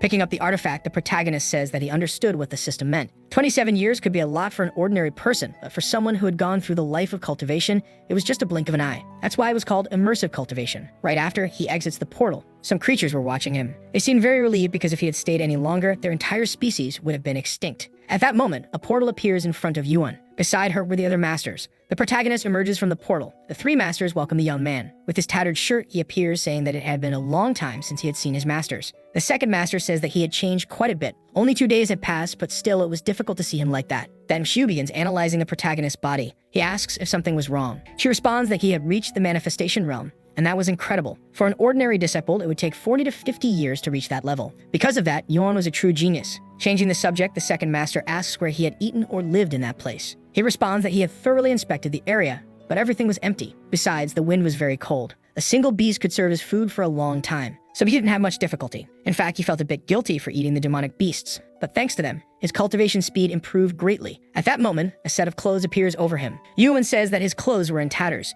Since he had reached the manifestation realm, the next phase of training would be easier. When the third master returned, he would organize the next stages of training. At that moment, Axio seems to notice something. She comments that the teleportation talisman left behind was reacting, so she needed to check it. As she starts leaving, she says she would check it first. She takes the protagonist along. Yuan asks her to rest a little, but the girl responds that there was no time for that. Meanwhile, the second master asks Yuan what she thought about the protagonist reaching the manifestation realm in less than 20 years. Yuan didn't seem happy about it. The scene cuts to another location. A house was on fire. A man was cornering Mu, saying that this was the last time she would chase him. Mu asks if, even if she handed it over, she would still be killed. She questions who hired him, as she would pay 10 times more to be spared. The man says that not everything could be bought with money. For that reason, he was already dead. At that moment, a bolt of fire appeared in that place. A silhouette of 2 people emerged from the flames. Observing the situation, the man said that it wouldn't be so simple. At that very moment, the protagonist and Seo appeared in the battle. Looking to the side, Yuan noticed Mu lying on the ground. At that moment, Yuan remembered a task from the system. After 27 years, he had almost forgotten. Right after, the boy kicked Mu, telling Xao that he hoped he hadn't killed the guy. Approaching the group, the man said that they had finally reunited. Observing the protagonist, the man asked Xao if that was the boy from last time. He asked if Xao had replaced him with someone else because before he was very weak. Yuan said that only 2 days had passed. Even so, the man had already forgotten about him. The man began analyzing Yuan thoroughly, noticing that his physique seemed much stronger. Xao prepared for battle. She said that if that man had killed Mu before, there would be no need to meet again. The man said that it seemed like Xao completely despised that guy. Even so, she was by his side. Xao said that she was just completing the task her master had assigned her. Changing the subject, Yuan asked where Hazao Lindang was, but the man said he didn't know who that was. Yuan said that she didn't understand why he was hiding his connection with that person, but even so, she didn't care. The man said that everyone knew that the 4 immortals of Kaming were benevolent rulers. As his last wish, he asked them to let him kill Mu. But Xao said that they couldn't do that. For that reason, they should begin the battle immediately. The man said that the immortal Xao was quite ignorant. Right after, the protagonist began approaching Mu. At that moment, that girl from before appeared again. She said that she was 1 step away from getting what she wanted. She asked if they could let them go. Yuan said that they were always saying the same thing, always wanting to kill that guy. Even so, they should leave the rest of them. But the girl said that there was something much more important that they couldn't understand. At that moment, a system mission appeared. The mission informed that Mu was severely injured. Because of that, Yuan had to heal him. Drawing her sword, Yuan said that if the girl didn't answer her questions, she would extract the answers by any means necessary. For that reason, they would be forced to fight. The girl said that she knew he had become stronger. Even so, she was much better. However, she said that the boy was a good person. For that reason, she didn't want to hurt him. Yuan said that both of them were in the manifestation stage. For that reason, he shouldn't hold back. The girl was surprised, said that 2 days ago, he was in the Foundation establishment realm. She asked how that was possible, assuming that he was probably hiding his strength to extract information. Even so, she didn't care about that. Either way, she would still win that battle. Then the two began exchanging blows. In a matter of seconds, the girl began casting an enchantment. A circle of water started to surround her body. Several water mirrors appeared. Numerous clones of the girl advanced toward the boy. Meanwhile, the other man was observing the situation. Xao asked if he had cultivated all of that time for nothing. Meanwhile, our hero had his eyes closed. He thought that all of this was just an illusion. Remembering all the lessons from his second master, he believed that he could find the real clone that way. Right after, the boy placed his sword on the ground. He wondered if, by chance, all of them were real. Then she disappeared from the girl's sight. In a matter of seconds, he appeared above that place. He cast a fire magic enchantment. He said that sometimes there was no need to understand anything. You just had to hit them all at once. Meanwhile, the girl tried to dodge the attack. Right after, she appeared with a flaming sword looking like something out of an anime-like demon slayer. He said that from the beginning she had been at a disadvantage. He mentioned that it was the sword technique his fourth master had taught him. Right after, he launched the attack, but the girl managed to defend herself. Even so, it wasn't enough and she ended up being knocked to the ground. Meanwhile, the man observed the situation, thinking that he should target weak points. The protagonist began getting closer and closer to the girl. Meanwhile, the battle between Xao and the man continued. But in the end, the man fooled. He approaches the girl, saying that she should obey because she still had a chance. Exio says that the disciple under her guidance was more than enough to deal with him. Hearing this, the man laughs. He states that the one who didn't understand was Exio. The confused protagonist hears the man say that they only needed to defeat the weakest link. Right after, the girl leaps and begins chanting an incantation. Several water mirrors appear once again. Observing the situation, the protagonist realizes that it was the same move as before. The girl appears above the young man, asking her companion to advance because she was already ready. Then the man throws a dagger upward. Seeing this, Exio wonders if that was his deadly technique. Exio tells Chai to get out of there immediately. However, he realizes that the boy is cornered by the mirrors. Exio throws his shield to protect the boy. At the same moment, the man advances against Exio. He says that if Exio was his opponent, he shouldn't be distracted. Exio states that the man was using his core power to strengthen himself. She says that the man was risking his life, but that still wouldn't be enough. Right after, Exio delivers a blow, but the man disappears. He reappears in front of her once again. He says that he could deceive the protagonist and Linding with severe injuries, but he couldn't do that with her. He mentions that although he didn't know what happened to her, it was obvious that she was no longer in the realm of the refining god. Exio observes the situation in silence. The man suggests making a deal, saying that he only wanted to defeat Mu. Without a word, Exio advances to help the protagonist. However, the man appears, delivering a blow to the girl. She manages to dodge and counterattacks immediately. The man calls Linding, saying it was time to act. At that moment, one of the water mirrors appears. From within it, the girl emerges once again. She seemingly manages to dodge the attack. Exio says that the man was using another person's body to block the sword. She states that this was despicable. The man apologizes, saying that killing without intent could not bring victory. He states that at some point, he would defeat Mu. At that moment, the man summons additional clones. They manage to strike the girl completely. They even manage to freeze her. The man says that she possessed the power of the Radiant Ice Soul. He states that this explained the decline in her realm. Meanwhile, Chai remembers a conversation with his master. She had given him a talisman that could guarantee his absolute safety. The boy grabs the artifact, thinking that he could not let anything happen to his master. He believes that even when angry, she always unsheathed her sword to protect others. Although she had not mastered the 9 years' fire, he would not let anyone hurt her. At that moment, the protagonist uses the artifact. A giant aura begins to form around him. The surprised girl realizes that the spiritual pressure was immense. The magic circle starts growing larger and larger. The water portals begin to disintegrate. At that moment, a spiritual form of Yuan emerges. The surprised girl wonders what power that was. The man, seeing this, appears irritated. He realizes that Yuan's spirit was standing before him. He recognizes that she was the great leader of the four mortals of Kangming. Right after, the girl asks the young man to be careful. She summons a water shield to protect him. However, the shield is quickly shattered. The man, observing the spirit, thinks that he was trembling with fear. Drawing his sword, our hero says that he would not allow him to harm his master. Then he raises his sword to the sky. The other spirit also raises its hand. The girl says that aura was terrifying and that they definitely couldn't win against it. At that moment, Yuan launches her attack. Beside her, the spirit also attacks. Both attacks collide against the other man. Apparently, he had been defeated. The other girl watched everything in that battle. She knew that the defeat had already been decided. It was impossible to defeat a man like that. Right after, Yuan immobilizes the girl, saying that everything was already over. Meanwhile, the other man was lying on the ground. The girl had tears on her face, saying that in the end she couldn't do anything for him. Right after, she also falls to the ground. Yuan asks if the person she wanted to protect was that man. He questions what exactly she was trying to do and why she wanted to defeat Mu. Lying on the ground, the girl says that her dream was to go back home. Her friend was marked as a traitor and became a fugitive wanted by the royal court. He was supposed to be the hero of the holy capital, but that wasn't true. He had suffered for a long time under the tyranny of the company. When they were about to succeed, Mu betrayed them along with the people. As a consequence, the holy capital closed all teleportation matrices. They cut off all communication with the outside world. That man was one of the few who possessed a teleportation talisman. This talisman allowed him to enter and leave the holy capital. That was why they wanted the talisman so badly, to be able to return home. They were very close to achieving it. As soon as they gained his trust, they would find out where the talisman was hidden. Hearing all of that, the young man was surprised. He said that even if he trusted the girl, he would definitely never reveal something so important. Then he started asking the system what the deadline was to protect Mu. He wanted to know if the mission would fail if Mu died in any way. The system warned that the mission would only be completed when the young man was healed. She asked if that meant he should take care of that man, and then he could kill him. The system replied that the death could not be directly at the hands of the protagonist. Time passed, and Chi was with his second master. She informed Yuan that they had already returned. The second master threw Mu to the ground. Yuan asked the young man to provide all the information. Observing the situation, Chai thought that this was worse than death. Yuan said that those two problems had been resolved by the second master. Later, Chai would have to meet with her and his third master. Chai said he would do so, but mentioned that the fourth master was injured and frozen in a block of ice. He asked what was going to happen. Yuan explained that the fourth master had a fire spirit. She was frequently punished by the third master by being frozen in a block of ice.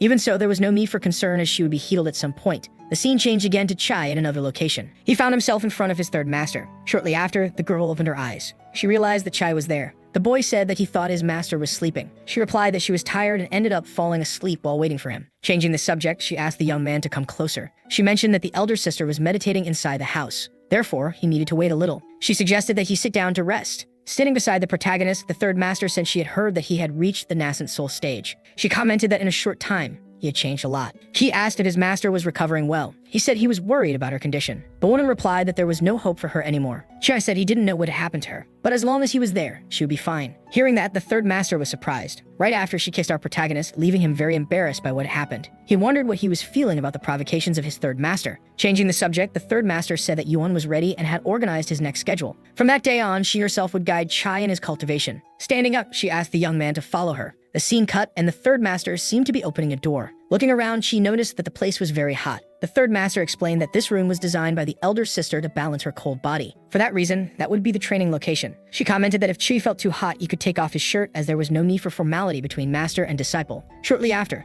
the girl began to guide her disciple. The two ended up sitting somewhere. The third master placed her hand toward the protagonist. Confused, he asked what that meant. She replied that his heartbeat was too fast. Because of that, it would be better not to cultivate at that moment. In battle, that could be more harmful than beneficial. Observing the situation, the third master assumed that it could have happened because she touched the protagonist. Che, confused, asked if something was wrong. The third master approached him. She asked why her cold symptoms gradually disappeared when she touched his chest. She assumed he might be carrying some kind of special art. Then she lay on Chi's body, thinking that it was caused by him. It seemed as though there was a flame that did not burn his chest. Meanwhile, Chi was confused, wondering what was happening. It was extremely sudden because his master was beside him. The girl asked what he had done in the past few days. Stammering, Chai replied that it was nothing special. He was just learning some techniques with his fourth master. The girl said that before she didn't feel special to him. That's why she wanted to know why she felt better just by being near him. Hearing that, Chai remained silent. Then he asked if she said that her body was as cold as ice, and if she needed warmth to balance it. He questions whether this was related to the training of the nine-tailed blade technique of the fourth master, because that skill belonged to the fire element and his Tianmu was a fire weapon. Standing up, the girl says she wasn't sure, but being with him was very comfortable. She states that this was something she definitely shouldn't say. However, his body was truly very good for training. Hearing that, Chai remains silent. He thinks that she really saw him as a training mannequin. The third master says that it wouldn't take long before this could no longer be hidden. When his vital energy was completely exhausted, he would find out. He was her direct and only disciple. That's why he would have the responsibility of protecting the Kaming temple in the future. Besides, she herself didn't have much time left. The elder sister and the second sister were always looking for a cure for her. The reason they accepted disciples was also because of this. If one day she could no longer suppress the cold within her, it could bring disaster. Many lives would be sacrificed at that time. The disciples they personally trained would take over the realm. At that moment, the third master begins to take off her tights. She says they should put their concerns aside for now. Teaching Chai was the priority that day. Then the girl pushes the protagonist. At that moment, she summons an ice sword. A seal appears on her forehead. The entire place begins to be covered in ice. The third master charges directly at Chai. He grabs a piece of ice. She says that from that moment on, if his emotions were disturbed and he couldn't remain calm, the Jade Spirit's sword would sense his aura and attack him. She states that she would demonstrate this with a strike. That's why he should rest his head on her lap. She, doing so, asks what the girl was going to do. Then the third master starts looking up. Amidst that situation, Chi thinks that now he knows why Hexeo told the boy to stay away from the third master. A one-day break felt like the longest 3 years. But when the woman asks him to rest his head on her lap, she demands that he remain very calm. However, that wait was immense. Thus, time passes and the day dawns. The third master, meanwhile, seemed to be sleeping. At that moment, she wakes up, wondering if an entire night had already passed. Looking to the side, she notices that Che was alive and feels relieved. While watching the boy, she realizes that a giant light was surrounding him. The boy seemed to be meditating as well. She says that he had definitely reached enlightenment. The third master says that it was good that he understood that. After he completely mastered the 9 flames of the sky, she would teach him the ice god technique. Otherwise, trying to cultivate fire and ice techniques simultaneously without proper breath control could lead to deviation. In battle, the greatest enemy was anxiety, and the more dangerous the situation, the stronger the opponent. The faster he could calm down, the more powerful he would be. And from night until morning, he should learn to stabilize his emotions in the right way. Hearing all that explanation, Chi, determined, ends up accepting the challenge. Approaching the protagonist, the third master says that feeling his warmth during the night helped her regulate her breathing. That's why it was extremely comfortable. She says that he should keep her company more often. Also, he shouldn't use the Jade Spirit's sword against her again. Then she starts leaving that room. At that moment, Yuan suddenly appears in the place, saying that Jingyang's skin was much better now. The third master asks why Yuan was there and looked so tired. Irritated, the girl says that she had to deal with some matters the night before. She asks if he trained well with the third master yesterday, and Chai responds that she had taught him how to adjust his emotions. That's why he thought he had finally managed to do it. Yuan says that the third master was the goddess of the frozen sky's sword, and that her sword attacks were invisible. With a single strike, she would seal the opponent's throat. That's why if he could master this technique, he would fit in very well on the battlefield. At that moment, Yuan begins to stagger due to exhaustion. However, the protagonist manages to catch the girl, asking if she was okay. Yuan replies that she was a little tired. She mentions that the internal sect exam was approaching, and that's why he and his 3 masters should return to Kaming first. Chi, in turn, says that he would stay to help. However, Yuan says that there was no need because with his current strength, he wouldn't be able to help her. The third master says that if her elder sister said so, he should return and focus on the internal sect exam. Accepting to do that, the boy thinks that he still had a long way to go, and that even if he fought with all his might, he would likely be defeated. Thus, the days pass, and the day of the internal sect exam finally arrives. The masters, along with the protagonist, were prepared, and the boy had even changed his outfit. Approaching Chi, the second master asks if he knew who had made that outfit. Chi, in turn, asks if it was her. However, the girl responds that she was busy dealing with other things and asks where she would find the time to do that. So there was no one else but Exio who could have made the outfit. Exio, embarrassed, asks why they were discussing that when the internal sect exam was about to begin. The second master says that her sister worked day and night without sleeping to make that tunic for him. So if he didn't pass the internal sect exam, she would be extremely disappointed. Chai says that the fourth master usually didn't think much about him and asks why she made a battle tunic for him. The second master, irritated, asks if he had really forgotten about that. She questions if he didn't remember making a bet with the fourth master to qualify for the internal sect. At that moment, Exio ends up shutting her sister's mouth so she can't say the rest. She states that they should focus on the main task first and discuss this later. Meanwhile, Chai thinks that all of this was because of the bet, and he definitely couldn't forget about it. At that moment, Lin Dang appears at the scene. He says that his friend asked him to deliver something because it might be useful. Chi, taking the artifact, thanks him and asks how the young man was doing. Lin Dang replies that he could already get out of bed, and he asks if he was really going with them to the Holy City. Remembering everything that had happened before, our hero says that he hated betrayal, and that after receiving the information about the past, he would take them back to the Holy City. Lin Dang says that they were already grateful for having their lives spared and that Chai didn't need to do anything more for them. He states that Chai is one of the disciples of the four immortals of Kaming. If he wasn't well treated, it could affect the relations between the temple and the Holy City. She asks them not to overthink and says that they should just wait for him to return from the external sect exam. Time passes and the ceremony finally begins. One of the disciples explains that there are only two ways for a member of the external sect to enter the internal sect. The first is to be exceptional enough to rank among the top 3 in the sect exam. The second is to register for the internal sect exam and achieve the necessary score. He mentions that the lowest ranked participant on the scoreboard will be expelled from the sect,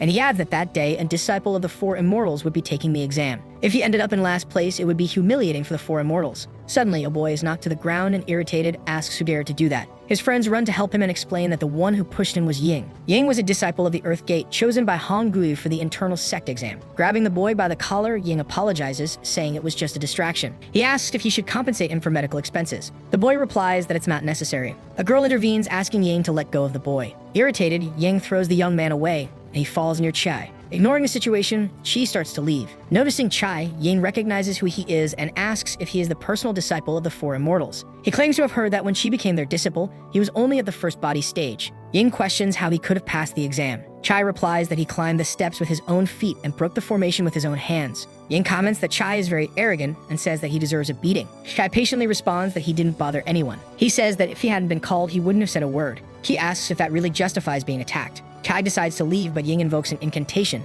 saying that he didn't authorize his departure. Chai easily defends against the attack and suggests that if Ying wanted to compete, he should do so in the internal sect exam. He questions the rush to fight. Chi thinks that the disciples of the external sect are underestimated by people like Ying.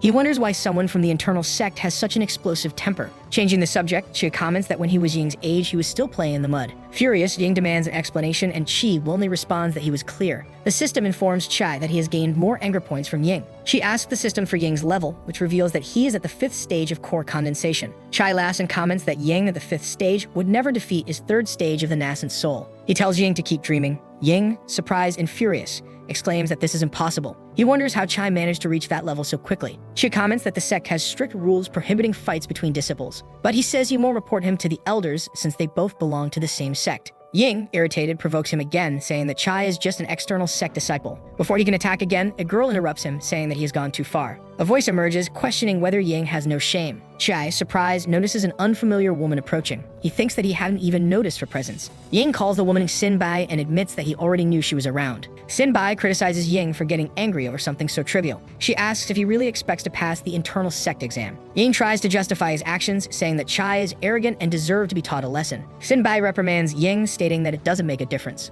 Another disciple tries to calm Sinbai, saying that Ying had no bad intentions. Sinbai firmly demands that Ying apologize to Chai. Reluctantly, Ying obeys and apologizes. Chi, in turn, wonders why Ying fears Sinbai so much. Another girl approaches Chai, apologizing for her companion's behavior. She comments that Ying has a difficult temper, but is a good person. As she leaves, the girl says she hopes to see Chai in the internal sect exam. Chai responds that he will do his best. Another disciple comments that the internal sect exam is like a battle to the death. He questions whether it shouldn't just be a competition for first place. The other guy says that it was just mutual slaughter and that no one ever left there unscathed. Then she begins to approach that group, who, upon noticing his presence, start to move away. She asks if they knew any information about the internal sects. The other guy says they were just small pawns of the sect and weren't even qualified for it. She asks if the internal sect exam was like a battle royale. The other guy, surprised, asks if Chai really didn't know what the exam was about. Chai says that in recent years he was just a piece of wood hidden in the library, so he wasn't concerned with the outside world. The guy says that simply put, it was a battle royale, and the more aware one was, the more points one gained. Chiga, in turn, asks if he knew who the competitors were that year. The guy tells him to watch out for Xinbai because she seemed a bit unusual. Changing the subject, the protagonist ends up thanking him, saying that if he heard any rumors, he should inform him again. Then he starts to walk away. The group is very surprised, realizing that Chai had changed a lot since he entered the internal sect. Time passes, and Chi finally arrives at the exam site. The boy then begins to observe his surroundings. Meanwhile, Xao and the second master were watching the place. Xao asks why she was following him, and the girl questions why he was there. Xao says that he was afraid that Chai would lose, and if that happened, a lottery for the grand ceremony would be considered worthless. Besides, the second master should be in the VIP seats watching the event. However, the second master says that he should be doing the same. Chad places a bet, and Xao starts leaving the place, irritated. The scene then shifts to another location with a guy asking for a ticket. However, the other young man says that if he didn't have money, he shouldn't interfere with his business. Then the young man grabs the other by the collar, saying that he should hand it over quickly. Recognizing the other young man, the boy asks if he wasn't a candidate for the internal sect exam, and therefore wants to know why he was buying tickets. However, the guy says that those tickets were for his sisters. Thus, the guy quickly hands over the tickets. Giving them to his sisters, the guy asks them to make sure to find good seats because he would meet up with them after the exam. Then the protagonist appears behind the guide, who then notices his presence. Excited, he asks if he is the man called Chai. However, his sister says that it was just an image projection of him, so he should mistake him for someone else. Looking at the image on the poster, he realizes that the boy doesn't resemble it that much. Chai says that, in fact, he does look quite similar to that person. Determined, the guy says that he really wanted to fight the protagonist. Chai, surprised, asks if it was supposed to happen right there, and the guy responds that yes, it was. Chai says that he wasn't the one promoting the fight, and because of that, he was just a spectator watching the battle. Another girl approaches the protagonist and says that he really is Chai. Then the other sisters begin grabbing Chai, asking him to fight their brother. The guy says that once they enter the exam, he might not get the chance to fight Chai, so he just wanted to do it before the internal sect explanation. It was just a friendly training match, so they should stop before things got too serious. Having no other choice, the protagonist ends up accepting the battle. Thus, the two are already facing each other. Meanwhile, several people start gathering to watch the battle. She thinks that the guy's name was Jing, and that since he was at the third stage of the nascent soul realm, judging by his age, he seemed to have much more battle experience. His current advantages were the system he possessed along with his sacred body, so this should be an interesting battle. Then the guy's sister gives the signal to start the fight. Both quickly charge at each other. Chai throws a punch, but the young man manages to dodge. He successfully counterattacks. However, the guy almost hits his lower parts. Chai, surprised, thinks that the guy was so fast that he couldn't react and that his fighting style was very different. Soon after, the guy thanks him for letting him win. Chai says that a strong or weak opponent inspires one to become stronger, and surprised, he thinks that he had learned his movements without even using his sacred and invincible body. Determined, the protagonist asks to spar again. Surprised, the guy thinks that his kick just now would usually crush an opponent's fighting spirit, but Chai dared to fight again, showing incredible determination. He didn't seem to have much combat experience, but there were rumors about him. It was said that he was an unknown figure from the external sect who had quickly become a promising candidate for the exam. And how could he respect himself if he used his most powerful techniques to face him? After all, no one had ever endured a full sequence of punches from his martial art. Meanwhile, Chai recalls everything he learned from his third master, thinking that he should calm his emotions and regulate his breathing. Shortly after, the young man opens his eyes and starts the battle again. The other guy throws the same kick as before. However, Chai manages to defend against the attack. Without wasting time, the young man delivers another blow. Chai observes the situation and notices that the young man's strikes were very low. He realizes that the openings were exposed and tries to block from the front, but even so wasn't enough. Soon after, Chai is defeated. Xao appears and realizes that she shouldn't have said Chi's name so carelessly. Then the second master arrives. She reprimands Xao for following Chi again, and asks her to focus on her task. Lying on the ground, Chai reflects that his battle instincts are still very lacking. He realizes that he is far from that person's level. Soon after, the sister scolds her brother, saying that he should change the names of his moves. She also criticizes him for shouting during the fight, considering it embarrassing. He appears again, surprised by what he is seeing. The young man comments that they couldn't finish the fight because his sisters were eager to find their seats. The boy was strong but still unfamiliar with battle strategies. Another sister calls the protagonist and comments that her brother was a martial arts fanatic. She hands a cloth to the protagonist and asks him to wipe his sweat, saying that she would be cheering for him from the stands. The protagonist, hearing all that, is confused. The four siblings then leave. She thinks that the young man's hands were full of calluses. He concludes that the young man trained rigorously every day, and because of that, he decides that he wants to face even stronger opponents. Meanwhile, the young man starts laughing like a madman. The other sect members observe the scene in confusion. Soon after, the protagonist laughs even louder, leaving the others afraid of what they were witnessing.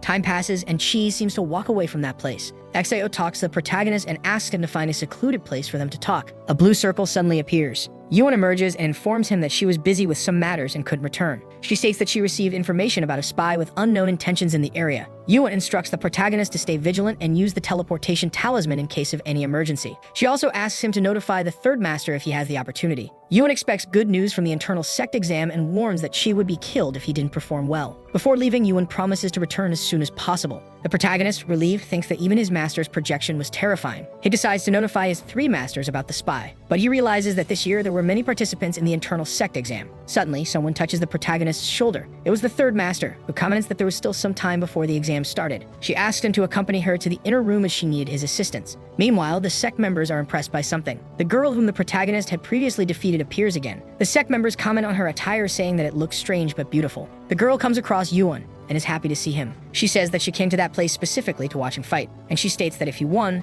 there would be a reward for him. The 3rd master observes the situation and does not seem pleased. She begins to leave, saying that he seemed busy and that she wouldn't disturb him. Yuan, surprised, asks why his master seems like she is about to cry. He asks if she would prefer to resolve the matter at another time. The girl says she understands, but mentions that she would like to exchange spirit stones for new clothes later. She adds that the clothes should be in the latest styles. The sect members become irritated upon noticing the good relationship between the protagonist and the girl. The system informs that anger points are gradually increasing and suggests that he continue acting that way. Meanwhile, the 3rd master seems very frustrated. She approaches the protagonist and states that she is really in a hurry. Yuan thinks that he should ignore the matter. Chai concludes that his master wasn't trying to compete with the girl for him. Soon after, the system informs that he gains several anger points. Accumulating those points according to the system would help him on his path to the pinnacle of life. Yuan, surprised, comments that reaching the pinnacle of life before his 3rd master even finished teaching him seemed crazy. The 3rd master then calls him, saying they should leave quickly. Yuan informs the girl that he will see her again later. Meanwhile, he thinks that collecting anger points from people seem incredibly easy. Among the disciples, an unfamiliar girl watches him from a distance. She comments that he was the new disciple of the 4 immortals, and that even the master of Azura seemed to like him. At that moment, she notices something. Soon after, the other girl from before appears. The two stare at each other intensely. The scene shifts to the protagonist beside his 3rd master in another place. The master comments that she needed his blood and approaches the protagonist. She explains that when she was near him, the cold she felt seemed to be suppressed. That's why she thought that blood fusion might prolong this effect. Then his master takes the protagonist's finger. Yuan, surprised, wonders if she was really drinking his blood. The feeling was very strange for him. Asking what she felt after drinking his blood, his master replies that there was no difference. She concludes that the blood fusion method didn't work and asks him to forget about it. She orders him to participate in the ceremony and continue taking the pills from her sister to improve. He asks if there was anything else he could do. His master then notices an ice mark on his thigh. Chie, surprised, tries to cover it up. The 3rd master asks what was wrong, but the protagonist replies that it was nothing. He wonders if his master was truly unconcerned or just testing him. The master warns that if the ice didn't subside, the situation could worsen soon.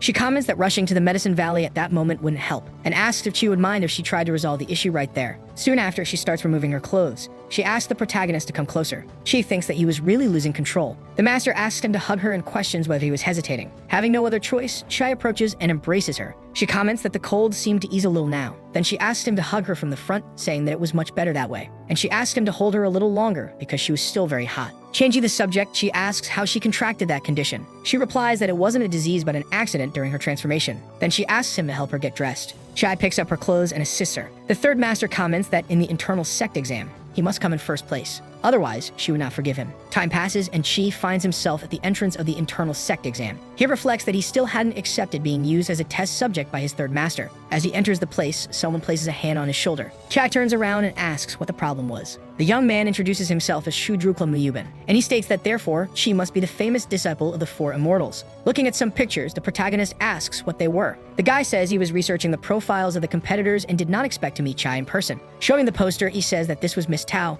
who was not only kind but also had an incomparable figure. She asks if he was researching profiles or just admiring them. The guy says that people said Miss Gong was the strongest female disciple below the 5th stage of the nascent soul in the internal sect. She seemed delicate, but a single punch from her could leave someone lying on the ground for years. Shortly after, the protagonist thanks him for the information but states that he needs to reach the internal sect ceremony. Then the guy asks if he was really ready for it, and if he had any idea what the 4 immortals represented within the internal sect. Those people were pure stars, untouchable and inaccessible. Yet the four immortal goddesses had come to that place because of the protagonist. Observing the situation, she says that the guy was nothing more than a stalker. The guy says that Chai was already a target and was doomed in that internal sect exam. However, if he spent 5 spirit stones to buy information, he would become his ally. Wanting to leave, the young man says that wasn't necessary. Besides, General James once said that the only thing he expected from him was first place, and unless he didn't want allies, he didn't need that for now. Time passes, and the man states that there was nothing particularly special about the internal sect exam, and because of that, he wouldn't bore anyone with a long speech. That year, 30 disciples from both the internal and external sects were participating,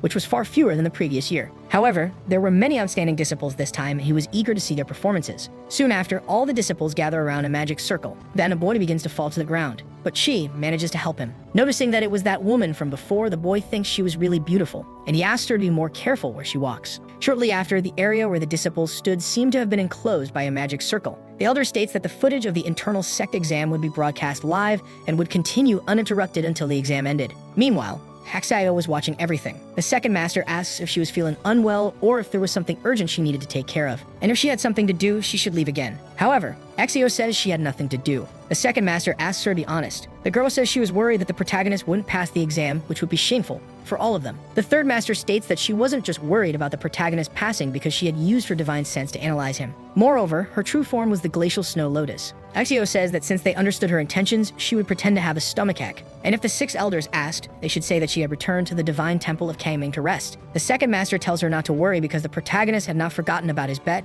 and was just pretending to be oblivious. And if she waited, sooner or later, all the pieces would come together. Exio says she wasn't thinking about that, and changing the subject says that she was leaving. The second master comments that the girl was no longer hiding her feelings without realizing it, and that her disciple was truly interesting. The scene then cuts back to the internal sect exam. The other girl states that this year's exam location was the Dark Forest, located in the southeastern part of the Kangming realm. Entering the area, the protagonist begins to observe his surroundings, commenting that it looked like an ordinary forest. However, as the girl had mentioned earlier, the candidates should focus on survival. What could it be? Were there monsters or other dangers prepared inside that place? The other girl says that the exam is point-based and therefore the entrance would be open for everyone. There were crystals scattered throughout the exam area, each worth 1 point. They should use any means necessary to acquire the crystals and then keep them until the deadline. All the rules were simple, and because of that, they should begin now. Wishing everyone good luck, she hoped they would all survive. Thus, the exam begins. As the protagonist enters the portal, that girl says that he should survive. After entering the portal, Chi feels confused, wondering if that girl had really said something to him. Then another girl appears among the other candidates, asking them to step back a little. She approaches the protagonist, saying that she was only suggesting a possibility and that the decision was his. Her master had instructed her to form alliances with the competitors at the start of the exam. According to the rules, everyone was a potential enemy, but early alliances were advantageous. She wasn't sure if he had already formed an alliance with someone else, so she wanted to confirm before entering. Che thinks that based on that girl's strength, she was formidable, making her a strong contender. Forming an early alliance with her could be a good choice. Changing the subject, the girl says that she knew he was worried about the higher stages. Therefore, he didn't need to aim for first place. She only wanted second. The prize for first place was a magical artifact that wasn't very useful to her. But the divine grade piddle awarded to second place was what she needed. It was crucial for the martial arts technique she was cultivating, so she should form an alliance with him. She asks why she believes she could win, considering that before becoming a disciple of the 4 immortals, he was only at the first stage of the body refinement realm. The girl says that Che was using a concealment technique and was probably hiding his true energy. For that reason, he should accept forming an alliance with her. Having no other choice, the protagonist ends up accepting. Right after, the girl hugs him, saying that she would guarantee his victory in the championship. The scene then cuts to Exio, who was very frustrated because she was worried about Chai. Once again, the scene shifts to the disciples taking the test. Another candidate finds a crystal and quickly runs toward it. Meanwhile, Chi and his companion walk through the forest. She comments that walking could be too slow and asks if she was sure that was the right direction. Right after, the girl asks him to look up. They then see the crystal. The girl asks if Chi believed in her intuition now, and he replies that he did. The girl, starting to whisper, says that there were 2 people in the tree listening to their conversation. Chi understands the situation, and soon after, he leaps to try to grab the crystal. At that moment, a person appears. However, Chai manages to protect the crystal. He immobilizes the other young man. However, the crystal ends up being thrown. It flies toward another candidate who is hiding. But then another girl appears, asking how he dared to steal her crystal. She then manages to retrieve it. Chi, watching from afar, realizes that the guy was easily defeated. Meanwhile, the other candidate tries to grab the crystal. However, the protagonist appears behind him, attempting to strike him. The young man, however, manages to dodge, and the crystal ends up falling to the ground. The guy asks what Chai was doing, but right after, he gets struck by the girl. She then feels relieved because they managed to recover the crystal. Moreover, those 2 opponents have been very difficult to deal with. Soon after, the girl hands the crystal to Chai. He comments that she was very strong. She replies that he shouldn't say that to a girl. Hugging the protagonist, she asks if he would continue to protect her, because that way she could help him win the test. After all that battle, the number of participants is reduced to 28. The scene then shifts to a person lying defeated on the ground. The other girl asks if there had already been the first death. Her sister asks if something was wrong. The girl comments that she was stronger, but even so, she was timid and afraid of everything. Her sister asks if she didn't find that dangerous, because this internal sect evaluation encouraged everyone to kill each other. And the black-haired girl says that they were there to kill. And that was the year they were infiltrating the internal sect, pretending to be fools and hiding their own cultivation. Her sister says that was true, but it was still dangerous, asking if she happened to hate her. However, her sister says that she wouldn't be angry with her even if she were angry with everyone else. Because of that, she should forget about it and just do what needed to be done. Soon after, she hands her a sword. Her sister says that she was forcing her to do this again. At that moment, the girl's expression changes. Then she finishes off the young man who was on the ground. Her sister says that she always said those things but never hesitated when it came to doing it. But the girl says that it was her sister who ordered her to do it and that she was only worried about getting hungry. The black-haired girl says that when they were in the external sect, finding blood had been difficult. But during this evaluation, killing was not a big problem. And because of that, it was necessary to take advantage of the opportunity. Hearing all of that, her sister remains silent. The other girl says that she was covered in blood, and then she gives her a kiss, saying that she preferred her clean. The scene then cuts to another location in the forest. The other girl says that the forest was dense and that even though there was no sunlight there with such broad daylight, even fireflies could be seen. As they walk through the forest, she thinks that the girl could easily win the exam without him. Moreover, there were many excellent choices for this exam, but even so, she ended up choosing him. Soon after, the system warns him not to forget to use the spiritual space to train, and Chai says that he would do it when he fell asleep at night. Soon after, the other girl slips on a branch. However, Chai manages to catch her. Thus, time passes and the girl asks if she had a plan. He replies that the crystal collection encouraged competition and everyone would definitely fight each other for them. The girl responds that he was right and understood what he meant. However, this was a competition where fighting was inevitable, so those who preserved their strength until the end would have the best chance of winning. And even if they didn't win with more crystals at the end, there was no need to waste energy prematurely. That's why it was better to steal victory from someone else at the end. Amidst the situation, she says that if they could think of this, others would do the same. Soon after, the girl begins to remove her shoes, saying that looking at past evaluations, few people had managed to hide successfully and always ended up getting caught in all kinds of incidents. Then she asks the young man to hand over his crystal. After that, the girl throws the crystal into the water. She explains that with the crystal, they were targets, and without it, they had no reason to be fought unless the goal wasn't the crystal. Soon after, she asks the boy if they should take a break.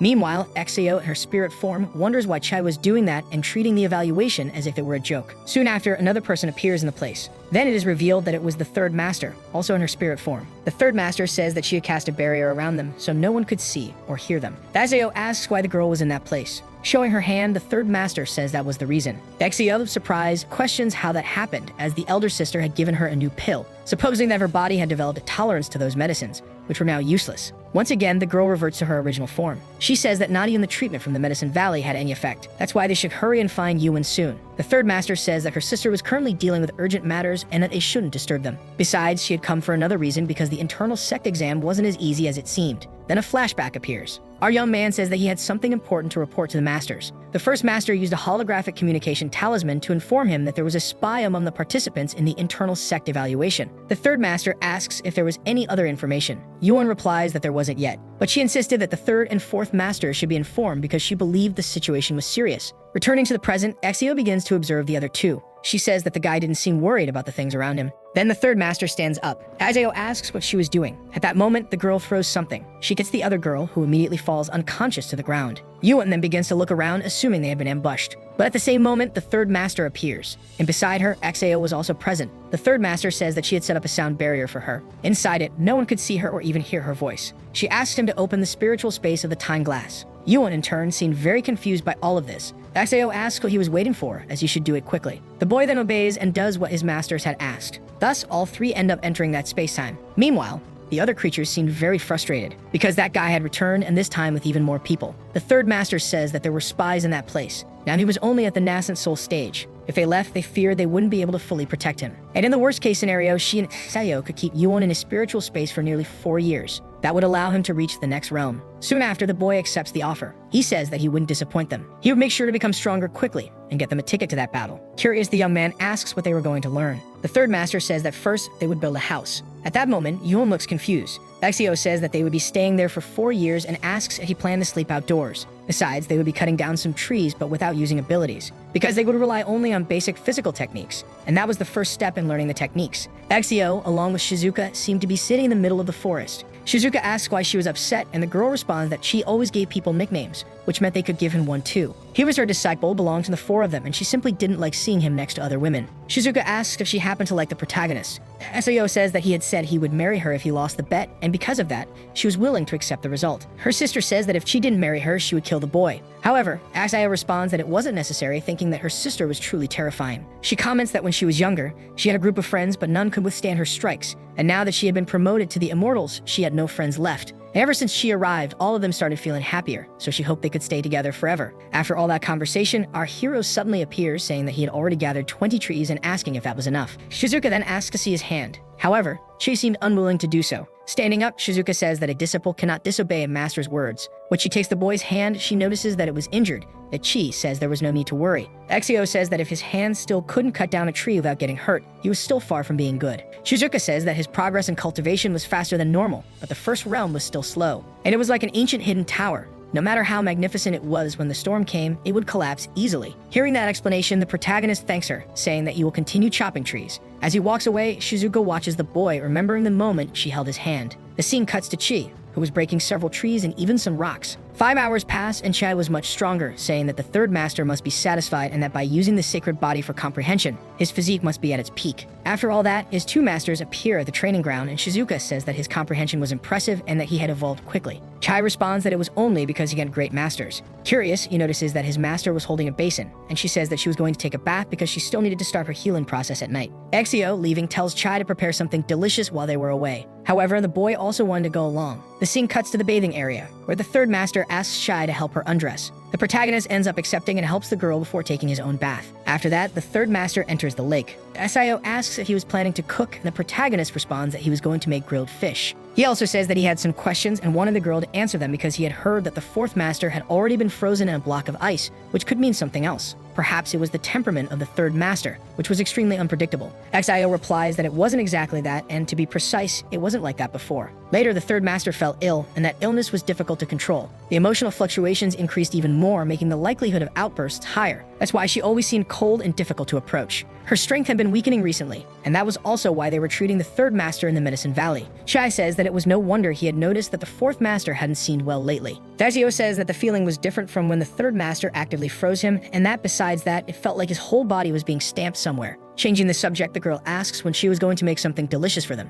She dives into the lake, saying that he was going to catch fish for that. Then a piece of clothing falls into the water. She asks what he should do, and Exeo says that he should figure it out himself, mentioning that he had given clothes to that girl before, so he must have plenty in stock. The boy, surprised, remembers that, realizing that he had forgotten. The girl left behind in the shopping district should use them now, and with her sense of style, the third master could change outfits and look better and better. He starts imagining the possibility of dressing her in all those outfits because, this time, he would be the only one capable of doing so. Meanwhile, Che seemed to be collecting several fish to prepare a delicious meal. Exiting the lake, he thinks that the plan was foolproof. The boy gets too excited and ends up removing all the water from the lake. Looking to the side, he sees his master completely drenched. In front of him, his third master stood in that place. She says that she just wanted to take a bath and that she couldn't even have peace for that. Without wasting time, the boy grabs a set of clothes, saying that he would get some water for her bath. Shizuka makes a hand seal, saying that when one does something wrong, they must pay the price. Dasayo asks if Chi was still planning to start cooking the fish. The boy, irritated, asks if she thought this was the right time to discuss that. Time passes and the scene cuts to a house.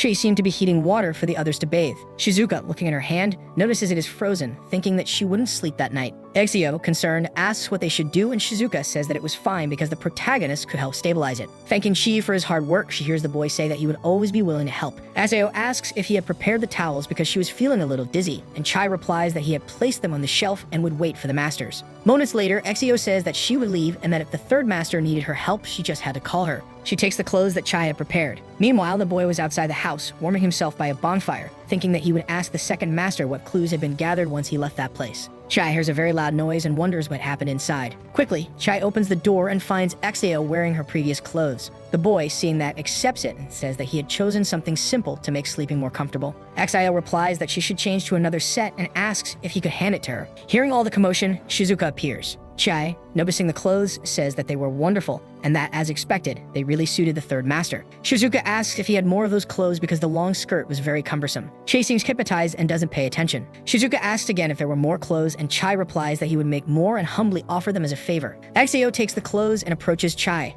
Shizuka says that he should he'd meet her after her sister falls asleep. Chi thinks that when his master was bathing, the ice had started to spread across her body, and concludes that the night would be difficult. Axio appears with her new outfit already on. In the midst of that situation, she thinks that if she ever had something with Chi, she would have to adapt to all of this, and she asks Chai how she looks in those clothes. Chai, surprised, thinks that it was the first time he had seen Axio like that. Approaching the girl, he says that it looked really good. Shizuka also appears and comments that it was an interesting experience. Chi, looking to the side, thinks that in the future he shouldn't dress the third master in such clothes because it was extremely dangerous. The scene cuts to outside the cabin, and Chi seemed to be preparing a feast for the two of them. Thinking that something felt off, he continued preparing the food. Daxio smells the aroma and asks what he was making. Chai replies that he was preparing sour noodles and mentions that fishing had been suspended in the afternoon, so he had no choice but to make that instead. Grabbing a plate, he asks Axio to serve herself, and the girl says it looks delicious, suggesting that he should take a plate to the third master as well. Chie does the same and prepares a plate for his other master. He tells her that she should eat a little so she doesn't forget. Noticing Shizuka's condition, he asks if she was okay. Shizuka asks him not to make noise because she didn't want her sister to worry. She asked the boy to sit on the bed as well since there was still a little warmth left. The protagonist asks if there was anything else he could do. Shizuka says that besides the issue of the other traitor,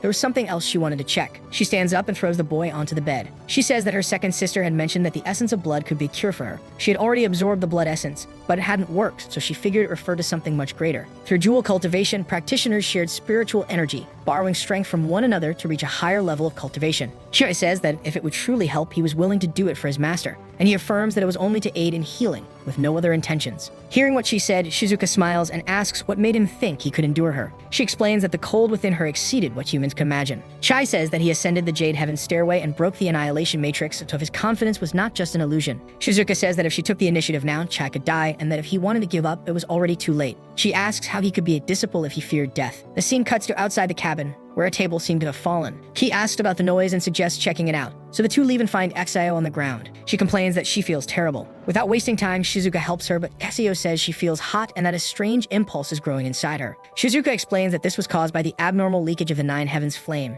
She questions how the food could have the scent of a pill burning the phantom heart. Kia is surprised and realizes that he was the one who caused it with his food. Shizuka asks if he mixed up the bottles. Desperate, Chi admits that he took the second master's pills to help nourish the fourth master but confused the colors. Shizuka says she will use the power of the radiant ice soul to alleviate the pill's effect. The three walk to a cabin while monsters watch, planning something. Shizuka places Axio on the bed and activates her ability. As a consequence, cold and ice collide, and Chai realizes it is working as an unexpected aura invades Shizuka's body. She asks if she's okay, but Shizuka tells him to hold on tight because she does not know where that strange power is coming from. Axio's body begins to emanate fire. Shizuka struggles to freeze her and says she can only seal it temporarily. Because of this, from that point on, everything depends on Chai. Without wasting time, she asks her to transfer the offensive power to him. Time passes, and Chi seems to be cultivating intensely with Shizuka. When dawn breaks, Axio appears to be better. Upon waking up, she sees Chai and Shizuka together. Confused and embarrassed, Axio wonders if she has lost her purity and rushes out of the cabin in desperation. Shortly after, Shizuka wakes up, surprised to realize that her cold has diminished. He asks if that is true, and she confirms it, saying that helping her master is her duty. Shizuka comments that it must have been difficult for him,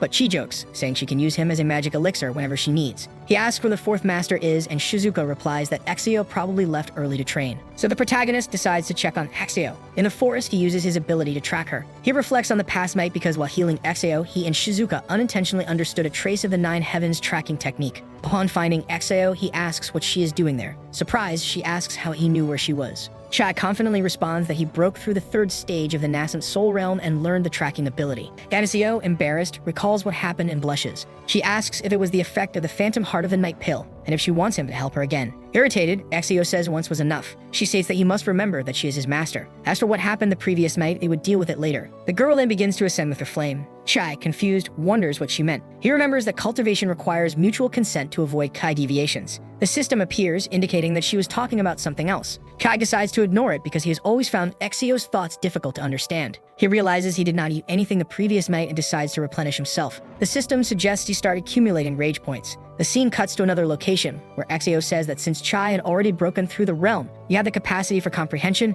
and it was time to teach him how to wield the Heaven Flame. Chi observes the situation and thinks that Axio has been acting strangely all day. He wonders if he did something unexpected. Axio explains that she was a fire spirit, and that the third sister was the embodiment of a snow lotus flower. Because of this, both the Nine Heavens Flame and the Radiant Ice Soul are natural circulation forces. With his talent, it would normally take between 60 and 80 years to master that technique. Taking a leap, the girl says that to understand fire, one must first become it. Chai wonders if this means the lotus forms the water spirit. That would explain why they did not get along. Hashio states that fire is the force of destruction, the source of life, boundless passion, and fearless courage. That is why he should learn to respect it. At that moment, Axio embraces Chai, and an immense circle of fire appears. Chi then feels intense pain. Axio explains that fire is wild and free. It could not be controlled but rather understood, and he should learn to dance with the fire and feel its rhythm. She instructs Chai not to fear the heat, but to let it flow through his arms and to the tips of his feet. Only then would he learn to control the fire, transforming it into his will. Axio tells Chai to hold a ball of fire in his hand and throw it wherever he wishes. After all the explanation, Axio asks if he has understood. Kai remains silent for a moment and then states that when it came to teaching, Axio was absolutely one of the best, as she had mastered it completely. Axio replies that he has only grasped the basics and has not yet fully mastered it. Standing up, Shizuka declares that now it would be her turn to teach. She places her hand on Chi's chest and ice appears. Shizuka explains that he had just learned the Nine Heavens Flame. Now the extreme cold of the ice soul was entering him. Warning that the pain was normal, she asks if he wants to continue. However, the boy accepts. Shizuka states that everything in the world has an origin. The power of ice comes from the cold and silence of the cosmos.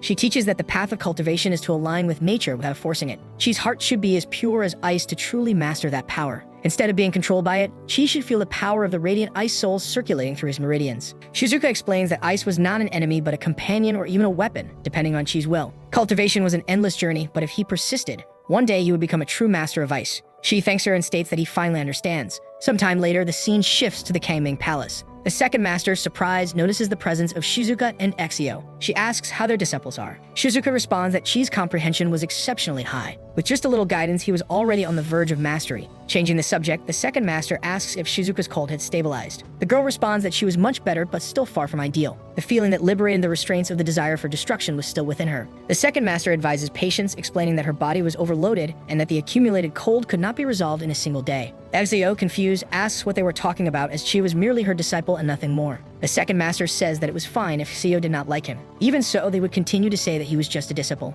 Axio comments that Chai did not even remember the bet they had made before. Because of that, she had nothing more to say about him. Shizuka, approaching her sister, says that an immortal cannot lie and asks if she had forgotten everything she said in the glass of time-space. However, Axio says that everything was a mess, mentioning that the most important thing was dealing with a traitor, as they had chosen to act against their elder sister. The second master then says that this was not just a disturbance, but a serious matter. Axio asks if she already knew something. The second master says that Idiot was hiding secrets, so they should investigate. The scene changes again, showing the three sisters in front of Mu. The second master says that this was very strange since Yuan had ordered them to protect him, and there was something very suspicious about it. Questioning whether there was a need to protect that person, she assumes that her sister knew that this guy might be hiding an interesting secret. Axio asks if they should talk to Yuan about it, and the second master replies that she was in critical seclusion. Irritated, Axio says they should break that seal because that guy deserved to die. The second master says she had already tried before, but that seal could only be broken by the one who created it. Now that this was happening, she states that the matter was far from normal. Shizuka comments that they definitely knew how to choose their timing. If it weren't for the protagonist's help, things would have been quite complicated. The scene changes again to Chi meditating.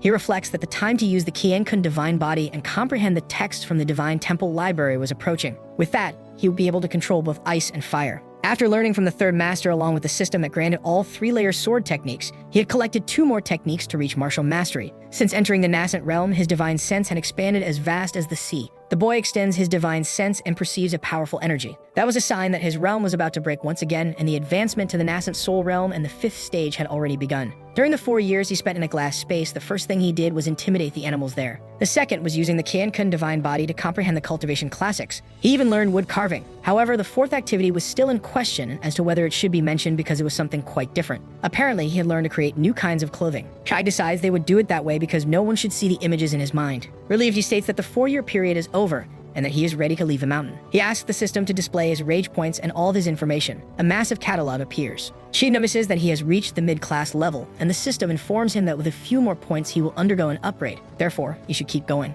Eager, Chi asks for a hint, but the system responds that it has no knowledge of that. Looking to the side, Chi comes across a creature. He tells it to get angry immediately, giving it 10 seconds to do so. The creature tries to get angry but fails. She asks if it is not afraid of him, and the system notifies that rage points have been acquired and begins loading a screen. A light instantly appears. Chai looks ahead in confusion but realizes that nothing has happened. He asks the system for an explanation, but the system seems to be malfunctioning. Several grotesque numbers appear on the screen. Chai wonders if this could be a bug, and shortly after, an unknown figure appears on the system screen. She gets a bad feeling because not only did the system update fail, but it also seemed much bolder. Time passes, and the scene cuts to another location. That girl from before opens her eyes. She asks if she has rested enough. The girl wonders if she had fallen asleep. She explains that he was talking to her, and at some point she ended up dozing off. That's why he patiently waited for her. The girl comments that she seems to have slept quite a bit. She informs her that it was only 3 hours. Standing up, she says that the exam must be in full progress and that they should just enter. The scene cuts again. She analyzes his system and notices that the functions have been fixed. He had 12,000 points to acquire a concealment talisman. The price seemed random, but he decides to get it anyway. Back in the present, Chai wonders how much an atomic bomb costs and if the system is broken. The girl asks what Chai is thinking, and the boy asks them to call him only by his name because he always feels indifferent when nicknames are used. Suddenly, she senses a different aura in that place. He activates his tracking ability and witnesses a battle scene. Chai reflects that even though it was a battle royale, he would like to know how people could actually die. Soon after, he explains the situation to another girl. The scene cuts to another location, focusing on Yutang. He questions whether that was the list of disciples who had died in accidents during previous exams. Yutang notices that a person named Shiozi had always participated in the internal sect evaluations with earth, wood, and metal attributes. But this time he was participating with the identity of someone from the Watergate. That explains why he found the face familiar. Yutang calls for an emergency meeting. The scene cuts again. The second master comments that there is no need to speak loudly as everyone can hear. One of the masters is visibly irritated. Yutang emphasizes that this was an evaluation, not a life or death battle. Since ancient times, only 1 or 2 disciples have died in incidents. Now, out of the 30 participating disciples, only 10 are alive. He asks if Shiozi managed to participate in the internal sect evaluations. Another master states that this was a matter for the 4 elements and should be addressed later. An older man comments that he heard the second master was concerned about Qi and was acting to protect him. The second master listens in silence, waiting for what Yutang has to say. Yutang says that his grandson was also participating in the evaluation and assures that there is no need for concern as he was strong enough. The two begin to argue. Yutang comments that it's no wonder his eldest grandson gave up pursuing the young lady from the Wind Gate after just a few days. The old man comments that Shiozi was a difficult figure to assess because his disciples were highly competitive and ambitious. Yutang insists that the evaluation should be cancelled, but the other old man disagrees. The second master stands up and says that she could very well return to the Kangming Temple and leave the problem in their hands. The old man apologizes, stating that he was concerned about the abrupt interruption of the evaluation and how it could affect his prestige. The second master acknowledges his efforts and says that it was not necessarily a bad thing. They should continue their arguments and simply inform her of the result the next day. She comments that now that the Empress was not present, everyone pretended to seek her opinion, but deep down they made their own decisions. Transforming into her fox form, the second master leaves the place. The other master states that the evaluation should not be interrupted and that they had already discussed enough. The girl comments that whatever it was, it should be investigated and that nothing should be hidden. The master states that she didn't know, but some women had commented before about a certain young man,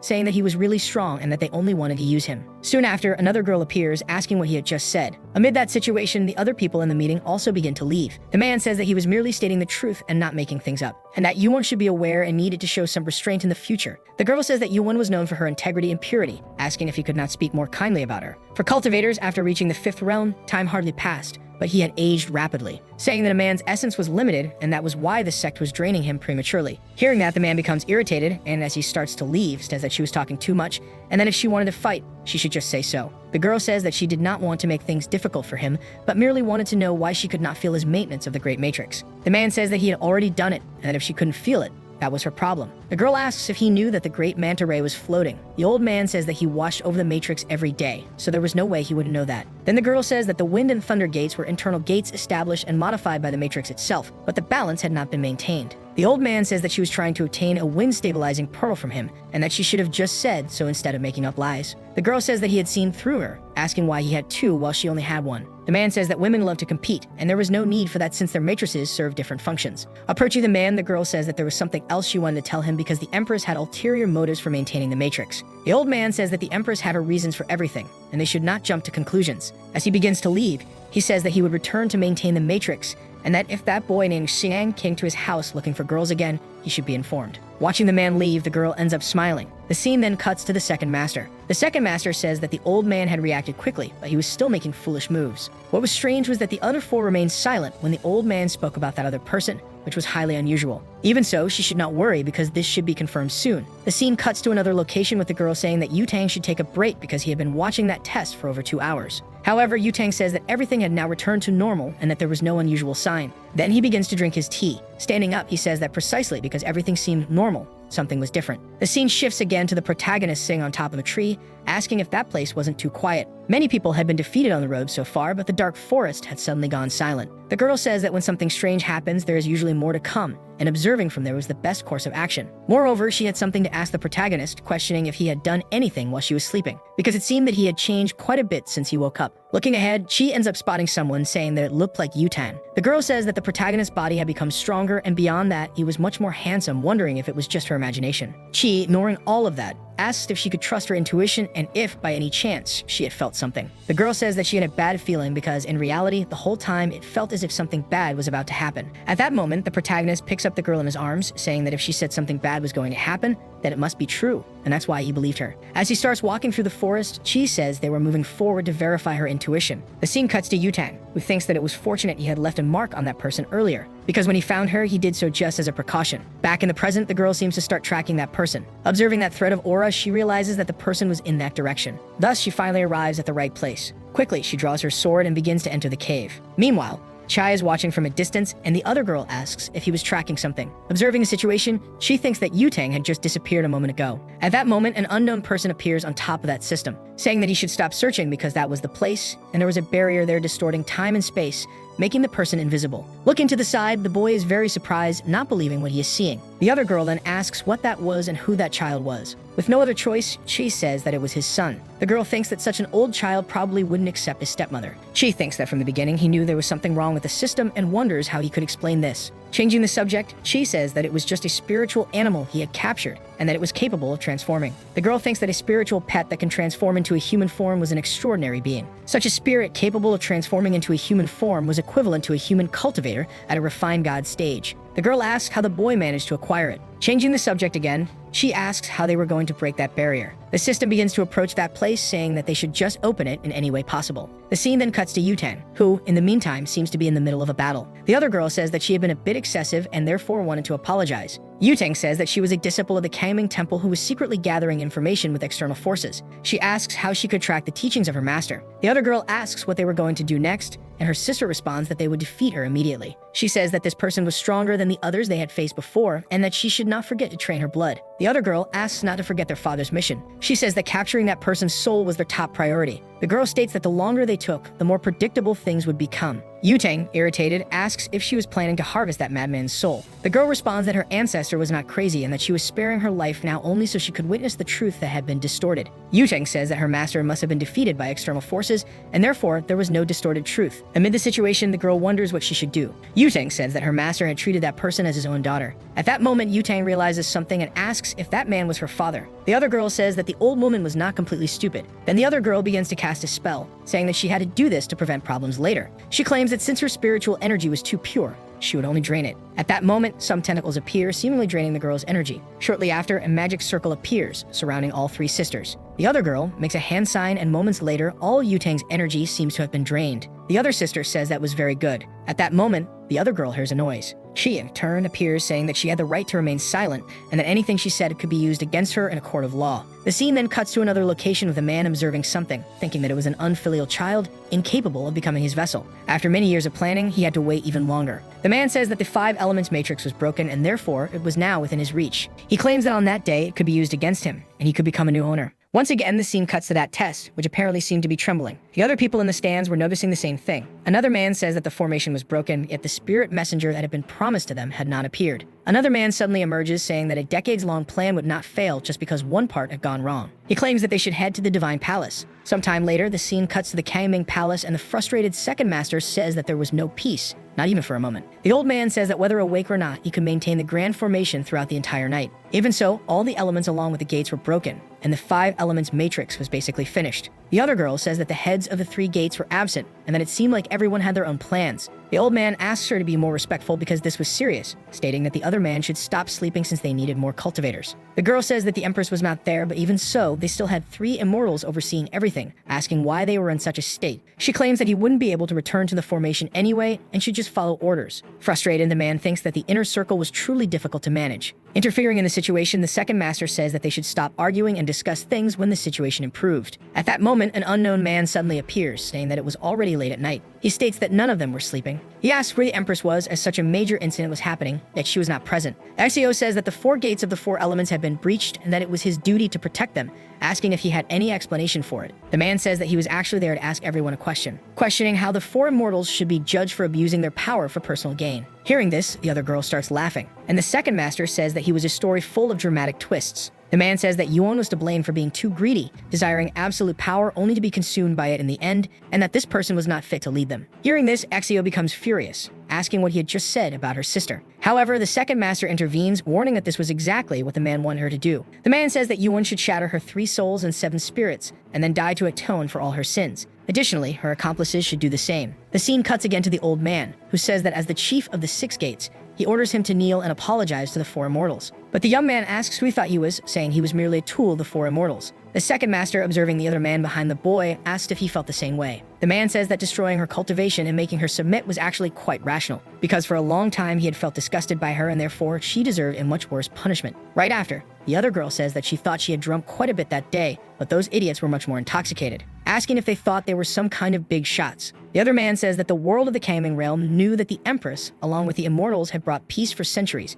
asking who had caused the realms to break apart. Answering his own question, he says that it was the ancestor of the boy's family, called Emperor Wu. The man, surprised, says that only he knew about that. Then the old man says that the grace of the 4 immortals was limitless. However, instead of repaying that grace, he conspired against them all. Because of this, it seemed that his nature and blood were unchangeable. Right after, the man asks if he had finished speaking because he was about to fix that messy hair of his. However, if he shaved his head, he might consider sparing his life. At that moment, a light suddenly appears at the window, crossing through the entire palace. Then an immense darkness emerges, and some creatures appear from within it. The other man says that in the end, the world would submit to his family. Quickly, the 3 immortals rise to handle the situation, and the second master begins to cast an incantation, asking all the disciples of the realm to listen because the gates of wood and metal were betraying them, and the evidence was irrefutable. Therefore, all disciples should immediately enter meditation, and anyone who did not comply would be considered an enemy and executed without mercy. The other man says that the 4 immortals led by Yuan had brought chaos to the realm for over 1,000 years, but that day it would finally come to an end. At that moment, the ground begins to tremble, and the man says that it seemed like the water gate was opening as well, mentioning that the 4 immortals had never treated the lives of the disciples as something worthwhile,